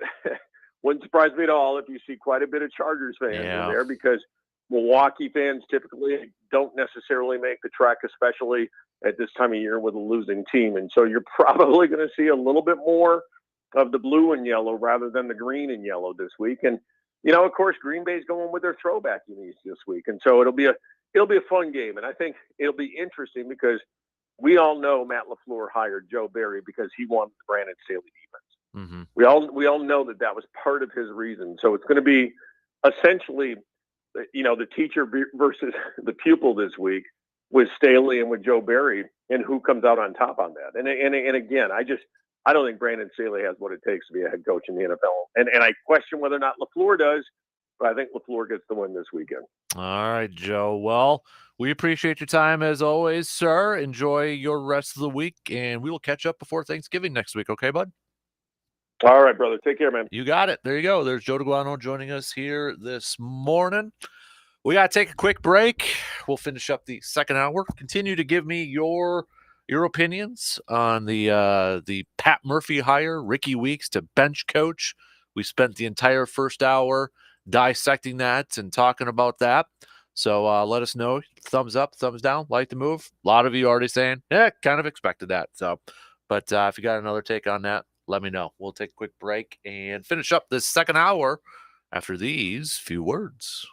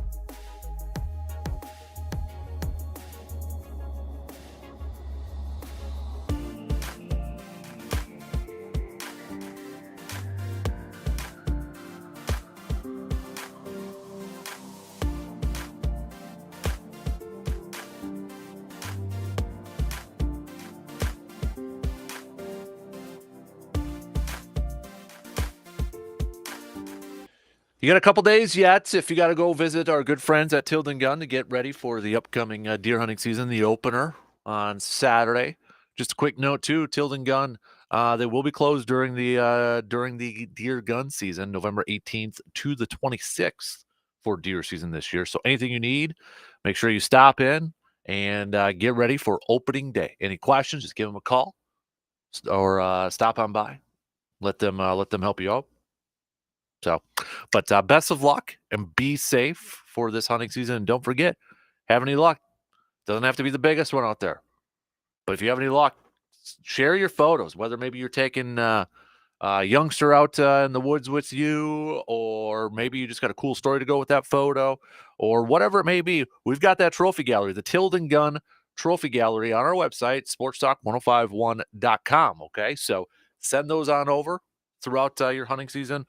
We'll get them added to our trophy gallery. Again, it's on the outdoors page at sportstalk1051.com. So be safe and best of luck this hunting season. Just a quick note too, because I'll obviously be partaking in hunting. I won't be in on Monday, so you'll hear Ebo and the Madison guys again Monday morning. Okay, just a heads up there.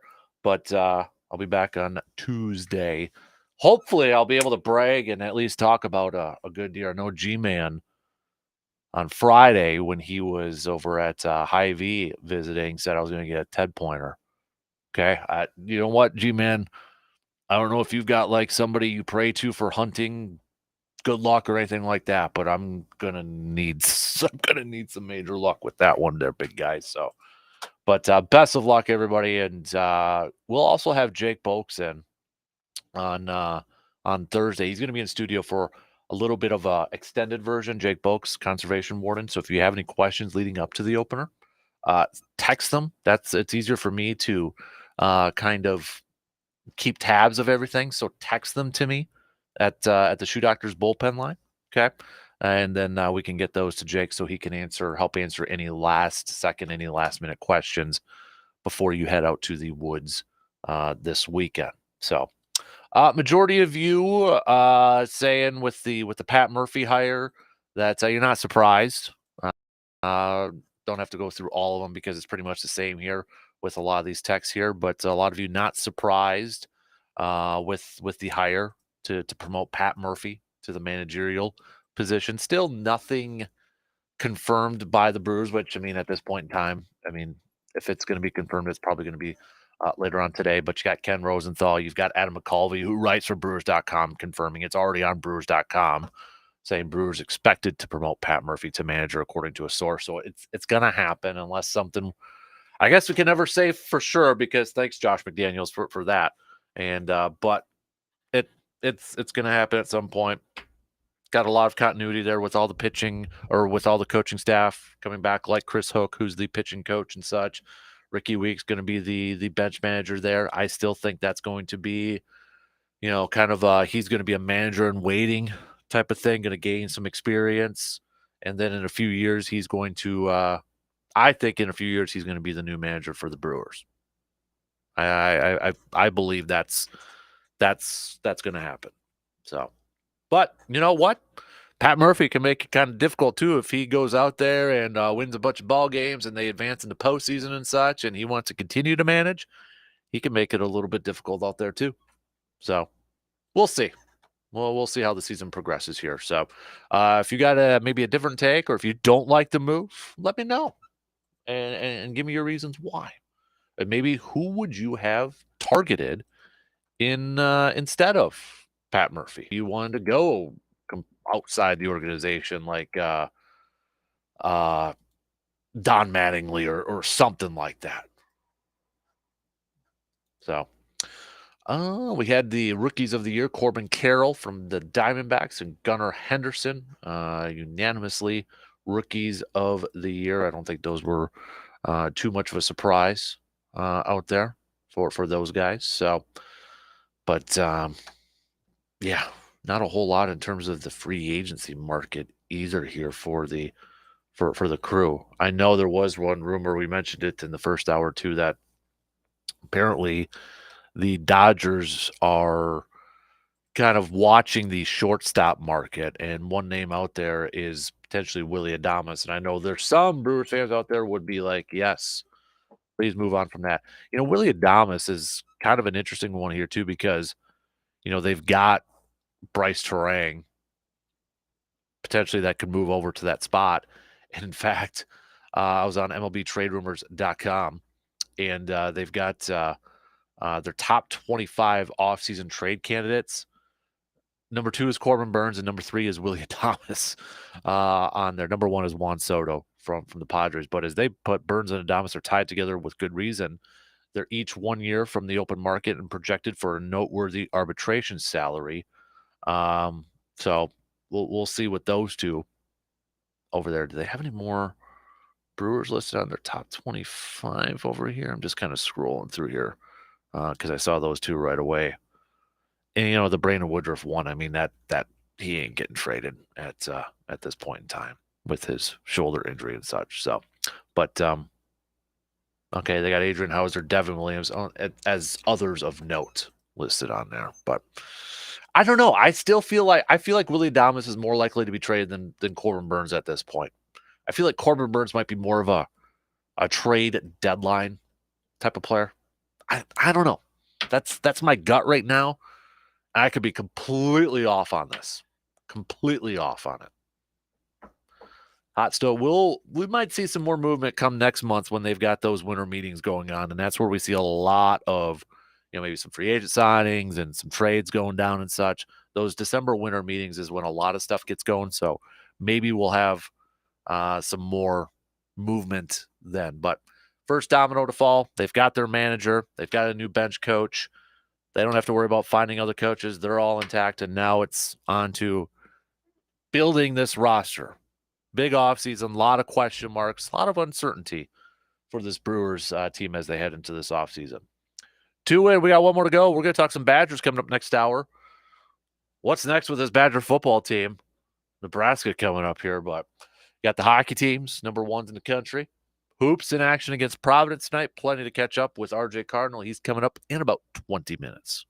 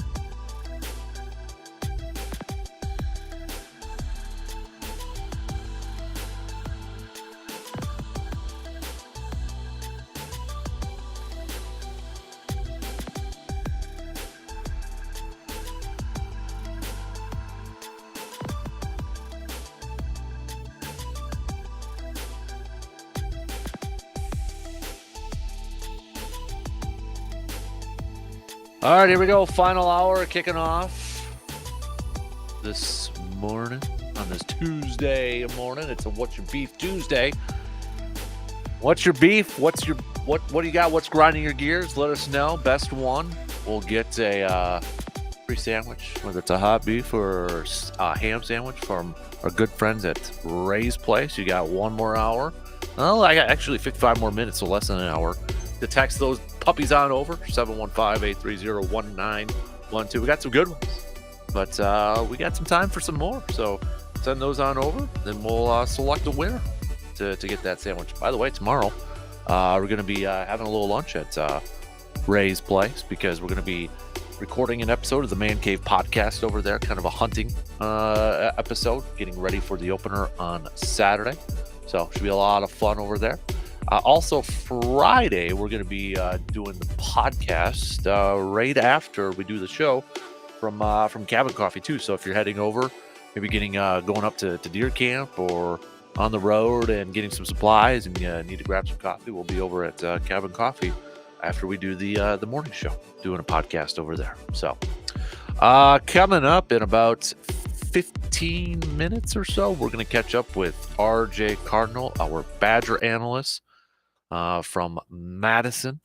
Lots to catch up on with him. Football, another bad loss 2 weeks in a row. Back-to-back losses to Indiana and Northwestern. 2 more games left to go here. Where's your confidence level now that they can win another game to become bowl eligible at this point? Keep that streak going there. Also, we'll talk some hoops with Badger basketball back in action tonight, going up against Providence, first road game of the season for the Badgers, plus hockey teams, number ones right now in the country. So plenty to catch up on with Mr. RJ Cardinal coming up in about 15 minutes or so. A couple more texts about Pat Murphy getting promoted to the manager position. Agree with what this is from Mike. Agree with what you said in the first hour. I think this is a move to help get Ricky Weeks some experience as the new bench coach, and in a few seasons, he will be the new manager for the Brewers. Ben saying, not surprised, doesn't really move the meter for me.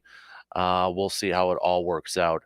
Big question now is, what is the offseason plans for this roster? I agree with you.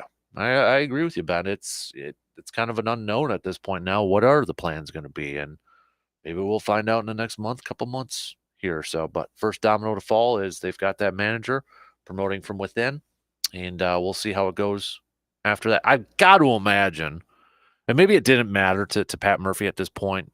He's going to be 65, and maybe he just, he wanted to be a manager instead of an interim manager on his resume. At some point, he wanted to be, full-time manager. So maybe it doesn't matter. But I got to imagine he was briefed about what the plans are going to be this offseason, that Matt Arnold kind of briefed him of what the vision is for this team. You would think, could be completely wrong, but I don't know. And I think I brought it up on Friday. When it comes to somebody in a position of Pat Murphy, 65 is going to be 65 years old.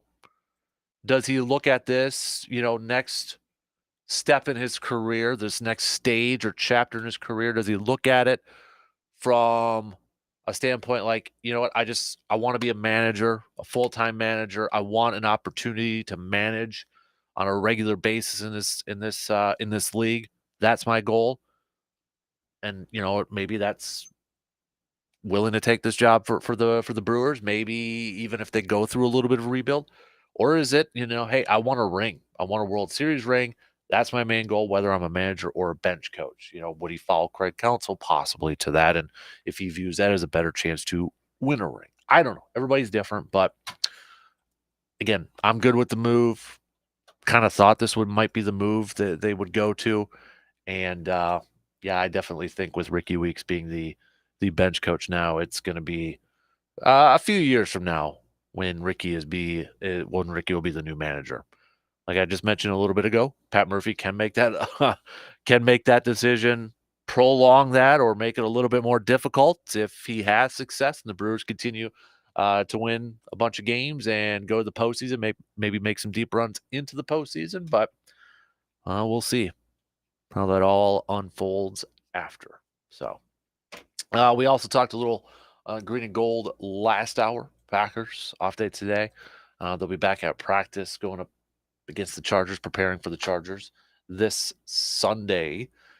I know my beef was about Matt LaFleur and his whole 2-down lineman philosophy, or I shouldn't say philosophy, but his reasonings. And I'll put that up in our podcast later on today. I'll upload it on there, and if you want to get a chance to listen to that. But Packers did make one roster move. Enos Gaines has been released. Guy again from practice squad signed to the active roster, released over there too. So that was one move that they did make yesterday. They brought in another corner off the street too. So, but be curious to see where Jair Alexander is going to be in terms of health, because if Keenan Allen is going to be playing in this game, you'd like Jair Alexander to be matched up against Keenan Allen. I know Keenan Allen's a little bit banged up, but you talk about one of the best route runners in the entire league. That's Keenan Allen, and if he's matched up with a rookie or a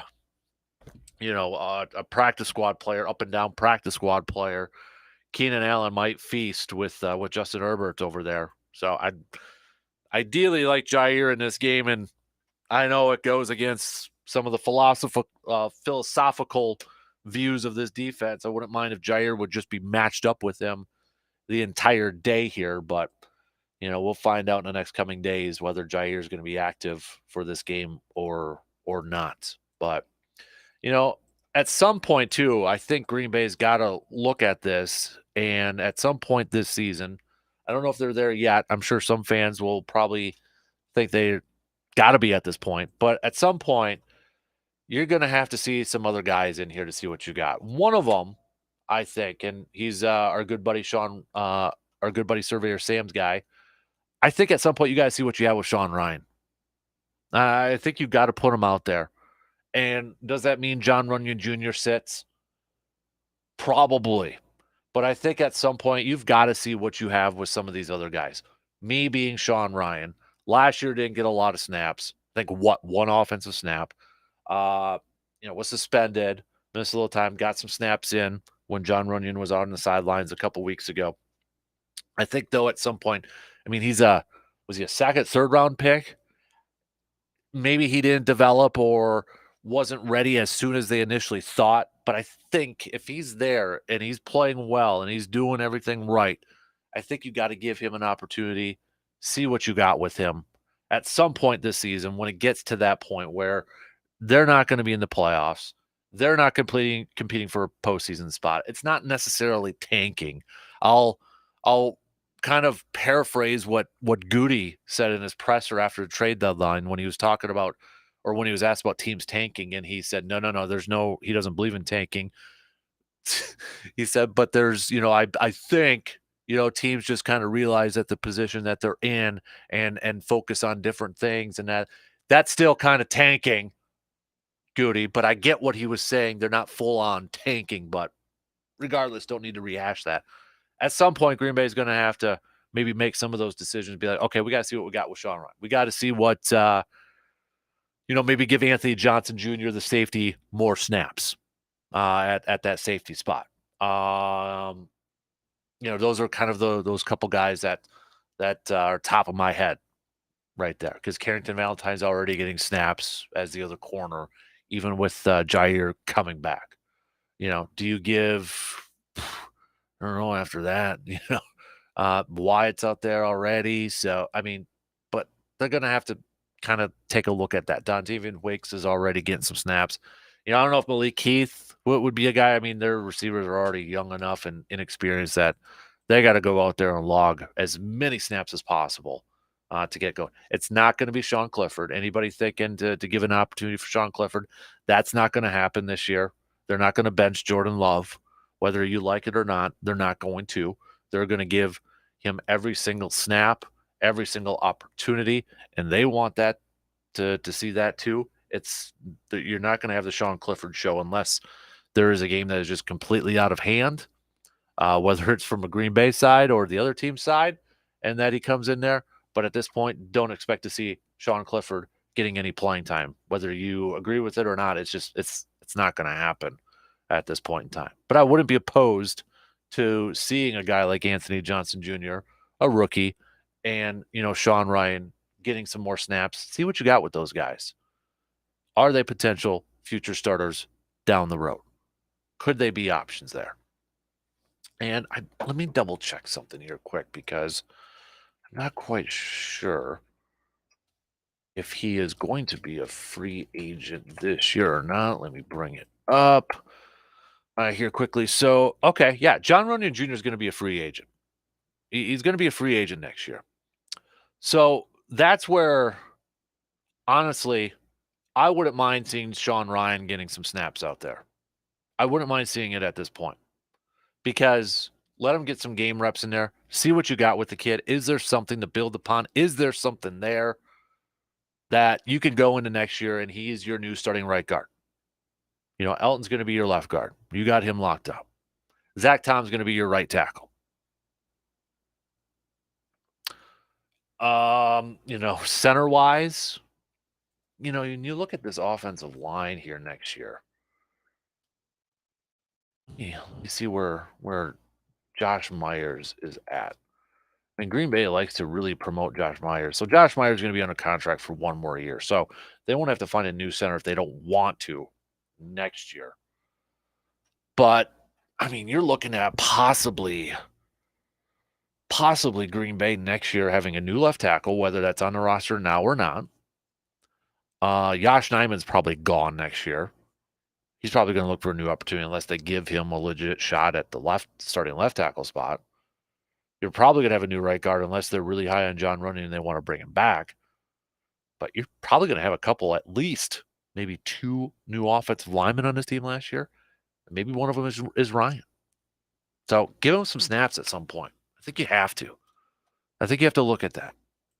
Along with Anthony Johnson Jr. too, because Darnell Savage isn't coming back next year. That's not happening. They're not going to bring him back unless it's very cheap. Jonathan Owens maybe as a backup. He's only under there for 1 year anyways, and I don't know if he would, that one's a toughie. And Rudy Ford's a free agent too, so see what you got with Anthony Johnson Jr. Give him some snaps over there. All right, let's take a quick break here. We'll talk some Badgers with Mr. RJ Cardinal coming up in a few minutes.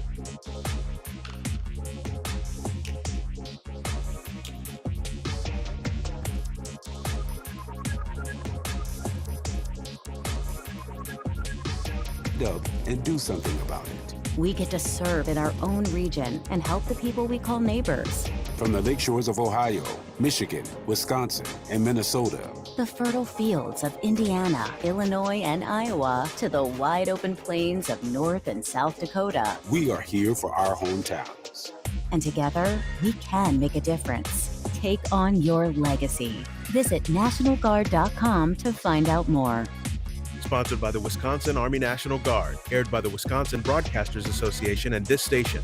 Ole is a leading supplier of specialty yeast extracts, culinary powders, and bionutrients for fermentation processes. Focused on taste, health, and natural ingredients based in Boyceville. They maintain a friendly, team-driven culture, competitive pay, excellent benefits, and practical shift schedules. So if you're looking to begin or advance your career, apply at ole.com/careers. Ole is currently seeking professionals in engineering and production operators to help improve the taste of life. Apply now, ohly.com/careers.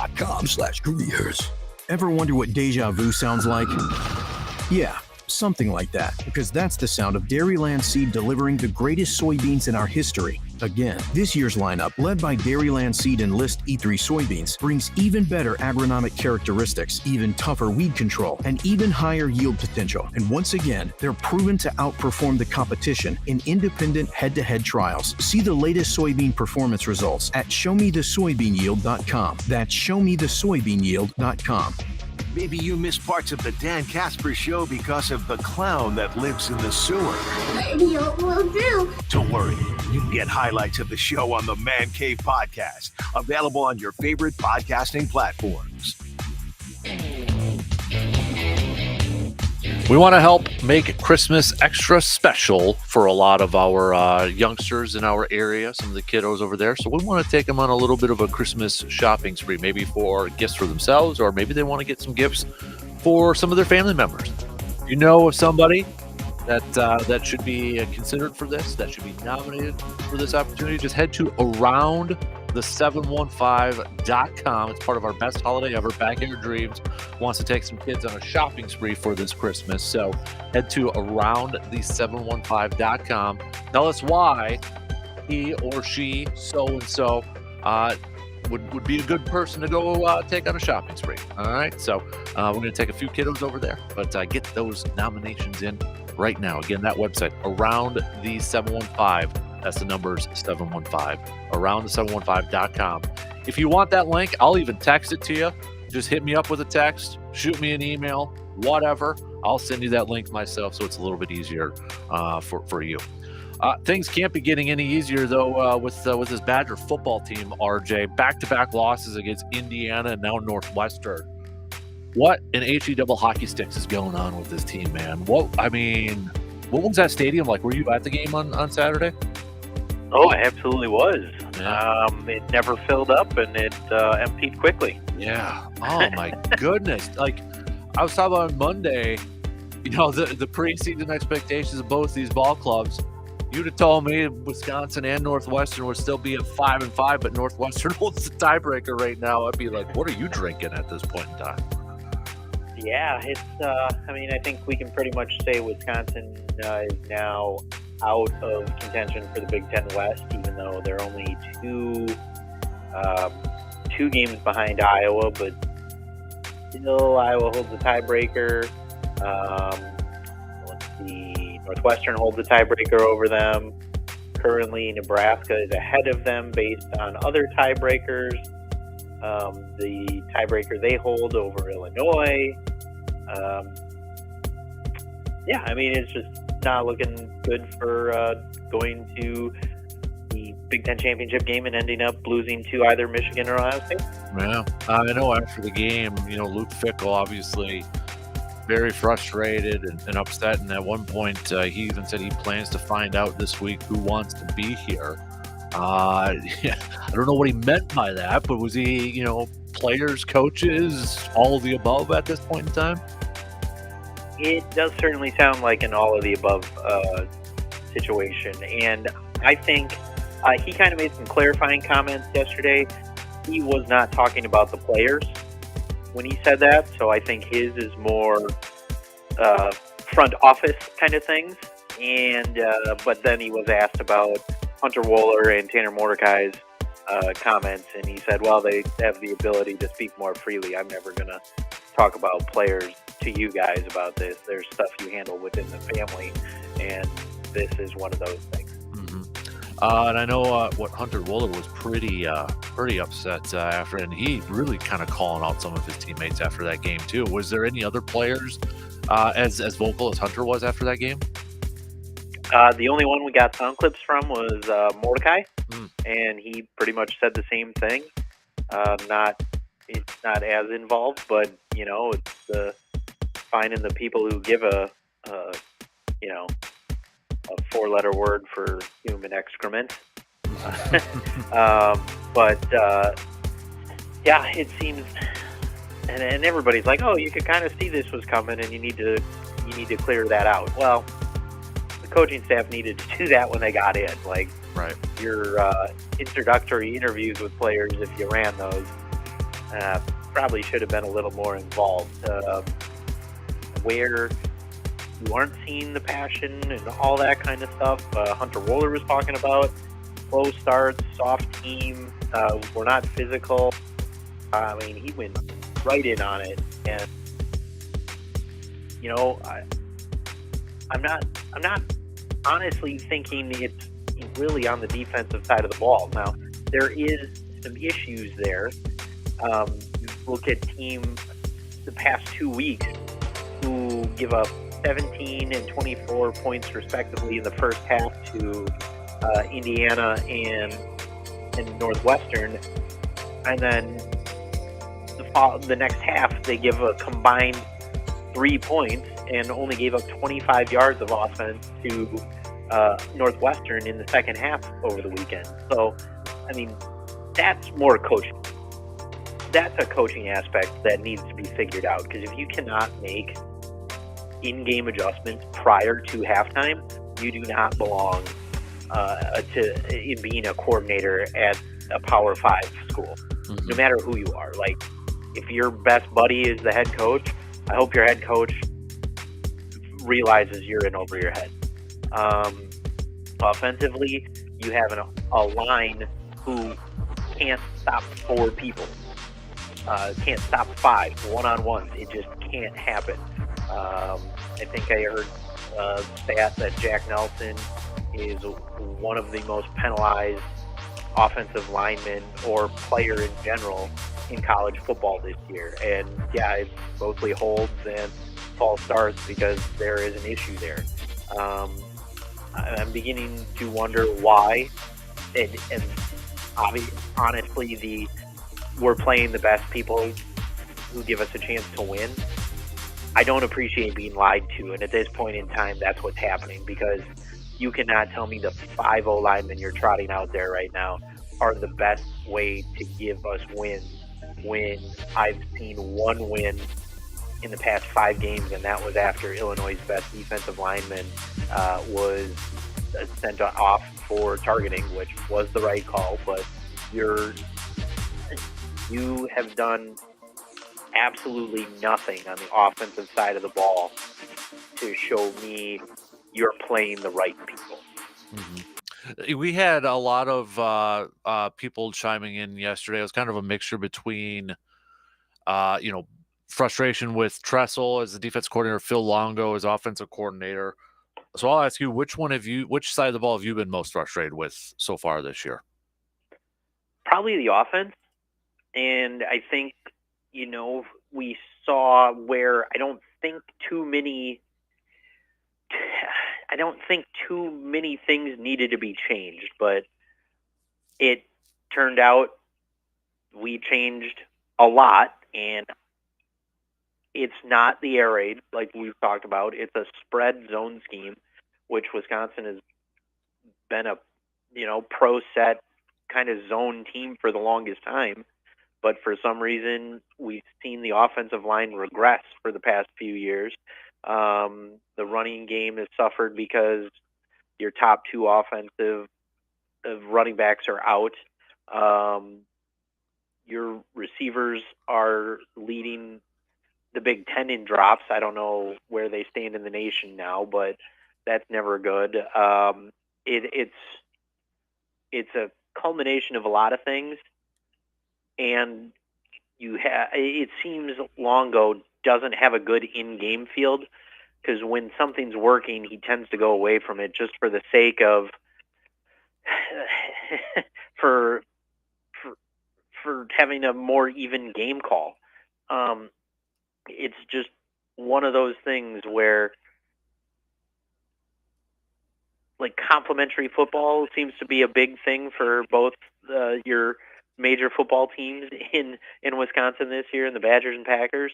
Neither are playing good complementary football, and I don't know what you have to do to make that better. So could you see a possibility that would they make a change at offensive coordinator after the season's over with, or do you think that's kind of out of the question and they're going to be a little patient with that side of the ball? I honestly don't know.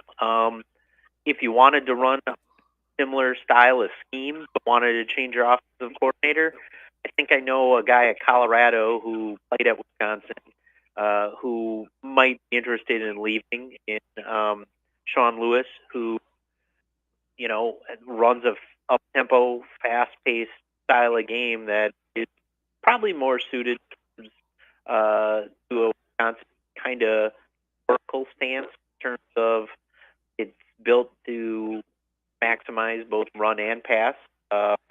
And he seemed to have a better play calling, acumen than what Colorado's been doing the few weeks after he got demoted. But if you wanted to move on, maybe you could, because that's one guy who doesn't sound like Fickle has the history with, right, where he has with Tressel. But it'd be a very odd choice unless you just admit you were wrong. And maybe he does. Maybe that is needed. I don't know who you lose as recruits offensively if you do that. So who knows? Maybe you give it another shot this year. But I mean, that's the one I think you would see if you make a change at coordinator. Or who knows? Maybe changes need to be made at the position level first. All right, so I'll ask you right now. I mean, based off these last couple of weeks, RJ, where's your confidence level that they could beat Nebraska this weekend? Well, I mean, looking at common opponents, defensively, I think you can still hold them if you actually have a good game plan starting out the game. But it's one of those. I mean, offensively, you cannot count on anything right now. I mean, the last 3 weeks, you've scored 10, 14, and 10. Your one outlier is you beat Illinois with 25, and then you go back to the Iowa game, and you only scored 6. So I don't know how you can even look at it and say you have a decent shot at winning this, especially when you find out players calling their teammates out and saying, we got to find out who wants to be here. Then yesterday, when they released their depth chart for Nebraska, no position has changed. So, I mean, they haven't weeded that person or those people out yet. So either that or everybody wants to be here, and then that's even more of an issue. It's your only saving grace is, I guess, Nebraska isn't a good team either. But, I mean, we said that the past 2 weeks. So, it's a tough one to, especially as a night game. I'm going to go ahead and say it's going to be pretty empty, or a lot of Nebraska fans buying up tickets. Man, that's going to be weird, dude. It's weird. Opening day of gun season too. That Saturday, too, right? yeah. That's that. Yeah, right. So I mean, I know a lot of people who would rather be out sitting in a tree stand and not even see a deer than probably going to the game on Saturday. Might be for Sunday too, with Packers Chargers over there too. So, oh my goodness gracious, holy moly! Let's flip over to hockey here, because we got a couple of top ranked teams here. RJ, I loved your tweets from, what was it, a couple days ago? Yeah, the state of Wisconsin really missed those teams in action this past weekend, man. Yeah, and I mean, I was hoping I could do the only saving grace was volleyball, but then they lost in 4 sets to Penn State and dropped to 3. So we'll see where they're at. They're now 2 games behind Nebraska in the Big Ten standings, I believe. So need some help to even tie. You play Nebraska again, but hockey teams both ranked number 1 now. Yeah. How about that? Well, it's been I guess because it was just a couple of years ago when they were both ranked number 1. Or was Wisconsin men's ranked number 1 when they were the 1 seed in the postseason? Do you remember off the top of your head? No. They weren't? Okay. They have not been ranked number 1 since 2006. Ooh. It's been 17 years since they were last ranked number 1 in the nation, and the 2 hockey teams have never been number 1 at the same time. How about that? I mean, that's expected with Mark Johnson's team, just because of his history. But again, the job Mike Hastings has done, this is unbelievable, RJ. Yeah, it really is. And he brought in some transfers, but did pretty well of, keeping the recruiting class that the previous coaching staff had built together. I think they lost 2 recruits, one to BC, and then another decided to go back to play in the USHL. And I could be missing one more in there. But for the most part, kept the recruiting class together, brought in some guys from the portal, and it seems whatever Hastings is doing right now is working for this team, the guys who stayed, and the new guys who came in. So it's one of those, you look at it, you're just in awe of what's going on, and it's good to see the hockey fans actually coming back, because it wasn't apathy. They just quit on the team because it wasn't what you're used to historically from a program that is with 6 national championships, and historically, the only saving grace is historically they're still thought of as a blue blood in hockey, even after since 2010 was your last championship appearance. It's only gone downhill from there. Mm-hmm. They got a big matchup, this men's hockey team, another ranked opponent, Michigan State. The Badgers can't surprise anybody. The target's clearly on their backs as the number 1 team here, but another good test coming up here on the road against Michigan State. Yeah, number 11 Michigan State. So you got another, I guess you can call it top 15 matchup, but it should be a tough one. Michigan State was another team who recently had been trying to rebuild to a program that was, I don't know if I can ever call Michigan State a national power, but they were like that team that was always there. Did they win the national championship with Ryan Miller? Can't remember if they have 1 or none, but they might even have 2. I don't know. But it's a matchup that is another one they got to get strapped up for and be ready to play. It's seeming like the Big Ten is finally coming around to what when they created the conference everybody hoped it would be. I think since Wisconsin became ranked, 6 out of the 7 teams have been ranked at one point or time and another, and Notre Dame was the one who was out a few weeks ago. Now Notre Dame's in the rankings, and Ohio State's out. So it's going to be an interesting conference season this year, and after this weekend you welcome Alaska Anchorage into the Kohl Center over Thanksgiving. So we'll see how turnout is for that. But I can remember times even when Thanksgiving was occurring, I think people wanted to have some away time from their family and still packed both the Coliseum and the Kohl Center for those games. So, but yeah, it's a pretty exciting time to be a hockey fan again. Hoops wise, RJ, the Badger men's basketball team, they fell to Tennessee Friday night, 80-70. Tennessee The Knights, the ranked team in the country. They got Providence tonight, another tough test, first road game coming up here. Then you got, Robert Morris. Virginia should be an interesting one, but then you got Western Illinois, Marquette, Michigan State, Arizona, a run of really good ranked opponents all before December 10th here. So with this game, though, against Providence tonight, even though it's not ranked, this should be another really early good test. I would have to imagine for this Badger basketball team. Yeah, on the road against a historically pretty darn good Big East team in the Gavitt games here. I wouldn't expect a blowout one way or the other. I'm pretty sure we'll see a good competitive game, and I think it'll be your first chance to see them on TV if you haven't had BTN Plus or Peacock yet. So they're on FS1 tonight. So hey, if you got basic extended cable, I think you can watch the game.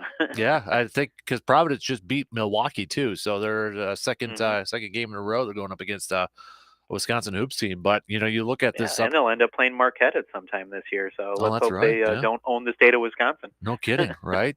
But AJ Storr, again, I know that's a guy you and I have talked about. You go back to that game Friday night. Dude dropped 17 points against Tennessee. I know this might be kind of a rough next month here with these ranked opponents, but I'm still intrigued with this hoops team, RJ, and it starts with those new guys on this ball club. Yeah, you look at that game against Tennessee, and once again, you had free throw issues. It would have been nice to see a couple more of those made.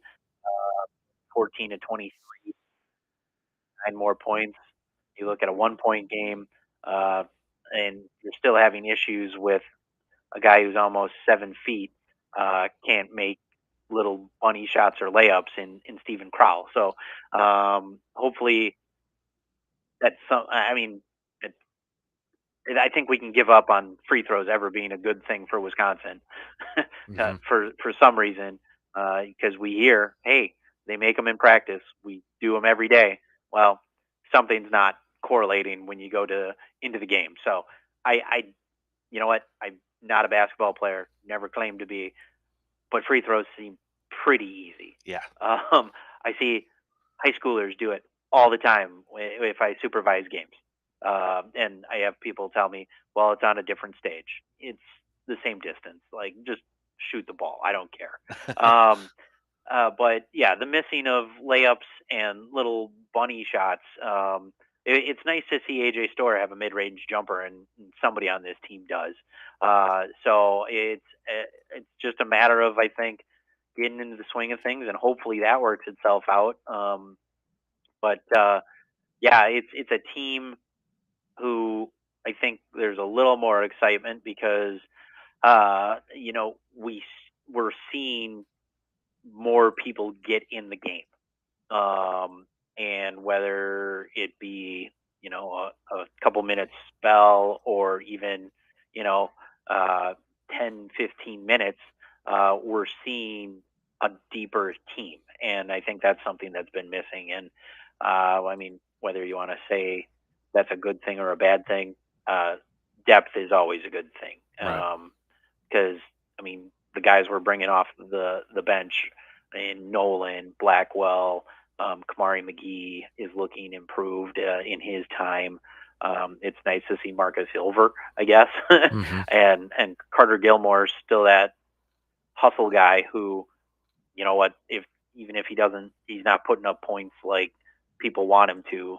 Having that hustle guy on the court, it's better than seeing some of the guys you were pulling off the bench and putting into minutes. When they transferred from lesser schools and ended up getting probably too many minutes last year. All right, RJ, before I let you go, do you want to make a prediction for this game with Nebraska coming up here? I mean, I guess I have to, right? Yeah, you kind of have to, man. How about 13-10 Wisconsin? All right. It's not a cover because that's at 5.5 now. Is it still Wisconsin favorite in this one? Yes. Okay. Yep. Man.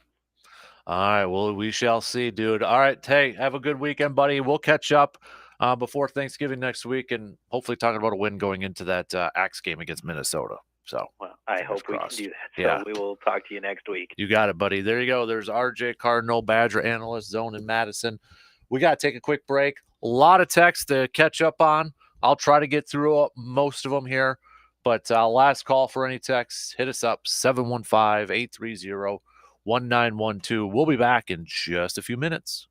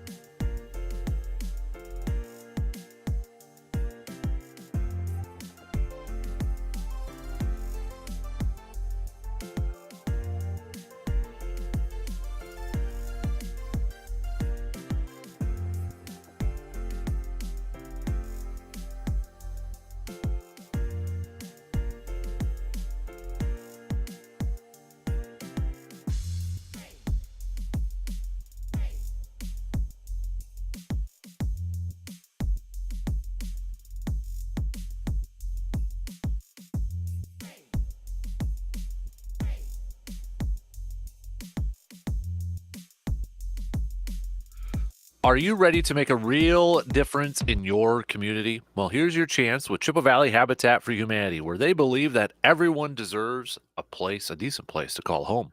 For decades, Habitat for Humanity has been working tirelessly to build affordable, safe, and sustainable homes for families in need. But they can't do it alone. Just picture a world where children have a stable roof over their heads, where families can create lasting memories, and where communities flourish. That's the vision they're working towards, and Chippewa Valley Habitat for Humanity wants you to be a part of it. Whether you're a skilled carpenter or simply have a heart full of goodwill, there's a place for you at Habitat. Join them as a volunteer, donate, or support their mission in any way you can, including shopping at the Restore. Your support means everything, and to the families whose lives you're helping transform, just visit cvh4h.org or stop by the Restore at 145 North Claremont Avenue in Eau Claire to learn how you can get involved.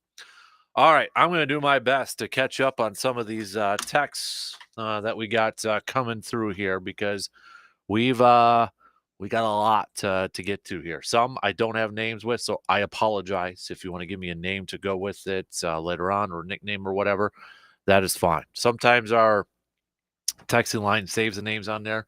Sometimes it doesn't. So I apologize if I don't say your name, because I don't know what it is here. Okay.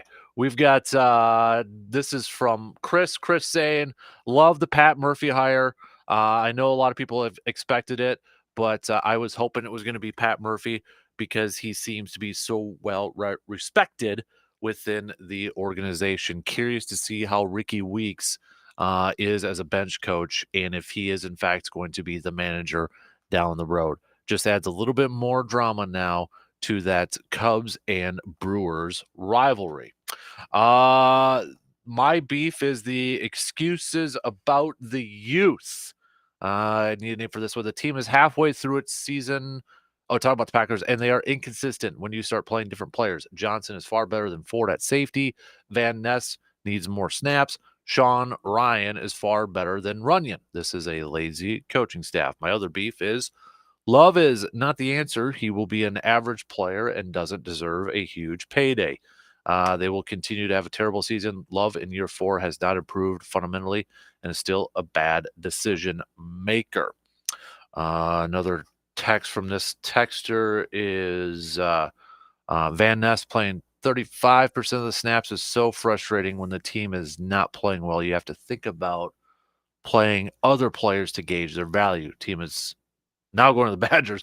Team is soft and needs a good house cleaning. Fickle's a good coach. He just needs his own guys for a good evaluation of his team. We've got this is from Dave.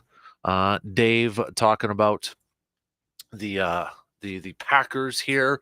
I agree with you. I'd like to see some of the other guys getting some playing time, especially Sean Ryan on the offensive line. Safety-wise, don't know too much about the Johnson guy you were talking about, but definitely think if there's some guys who are scheduled to be free agents next year that the Packers don't have plans to re-sign, they should give an opportunity to other players. This one is from Mike.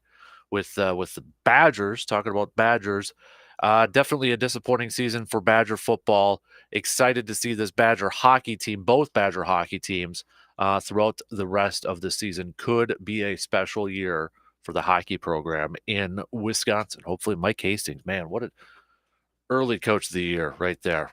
I mean, what the job that he has done with this group is fantastic. 9-1 goes in there. I mean, knock on wood, not to jinx or anything, but he sweeps Michigan State too, and it continues that roll and goes to 11-1. And he's been going up against ranked teams. This team, come on now.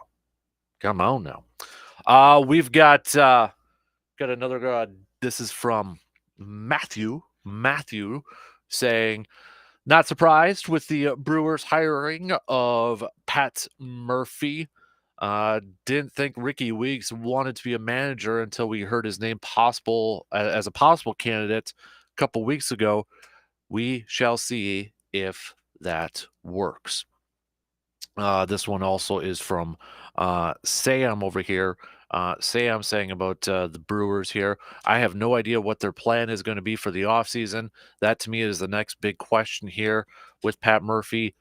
being the manager. I think it's a solid move here to provide some stability with a franchise that might have been shaken with the news of Craig Counsell going to the rival. Interesting perspective there. Maybe kind of settling down a little bit. Maybe some of the players, obviously there was some shock throughout the franchise. There were some surprises throughout the franchise, maybe going with a familiar face and just kind of a calming presence, possibly. I think that's what you're going towards there. Another texter about the green and gold here. I'm not down on Christian Watson, but this season has definitely been a big disappointment from him. I was expecting a huge second-year jump from him. For whatever reason, we haven't gotten it. But for any Packers fans that are calling him out and saying to move on from him, just stop it. We've been down this road before. We kind of hit that up a little bit yesterday as well. Really quick, one more text here.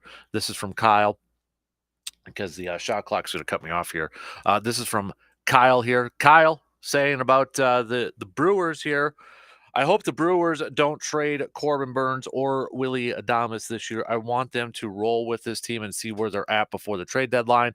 If it's clearly obvious that they are out of the postseason or won't be competing for a spot, then I think you make some moves to acquire some players who can help you within the next couple of years. Whew, there you go. A lot of texts. Libertone, it's going to be your What's Your Beef winner today. The long-form essay about public land hunting. I like it. All right, DP and Danettes are up next. Think of stocks. Whose stocks are rising? Whose stocks are falling? We're going to hit that up tomorrow. All right, tomorrow. Have a good day. We'll be back at it again tomorrow morning.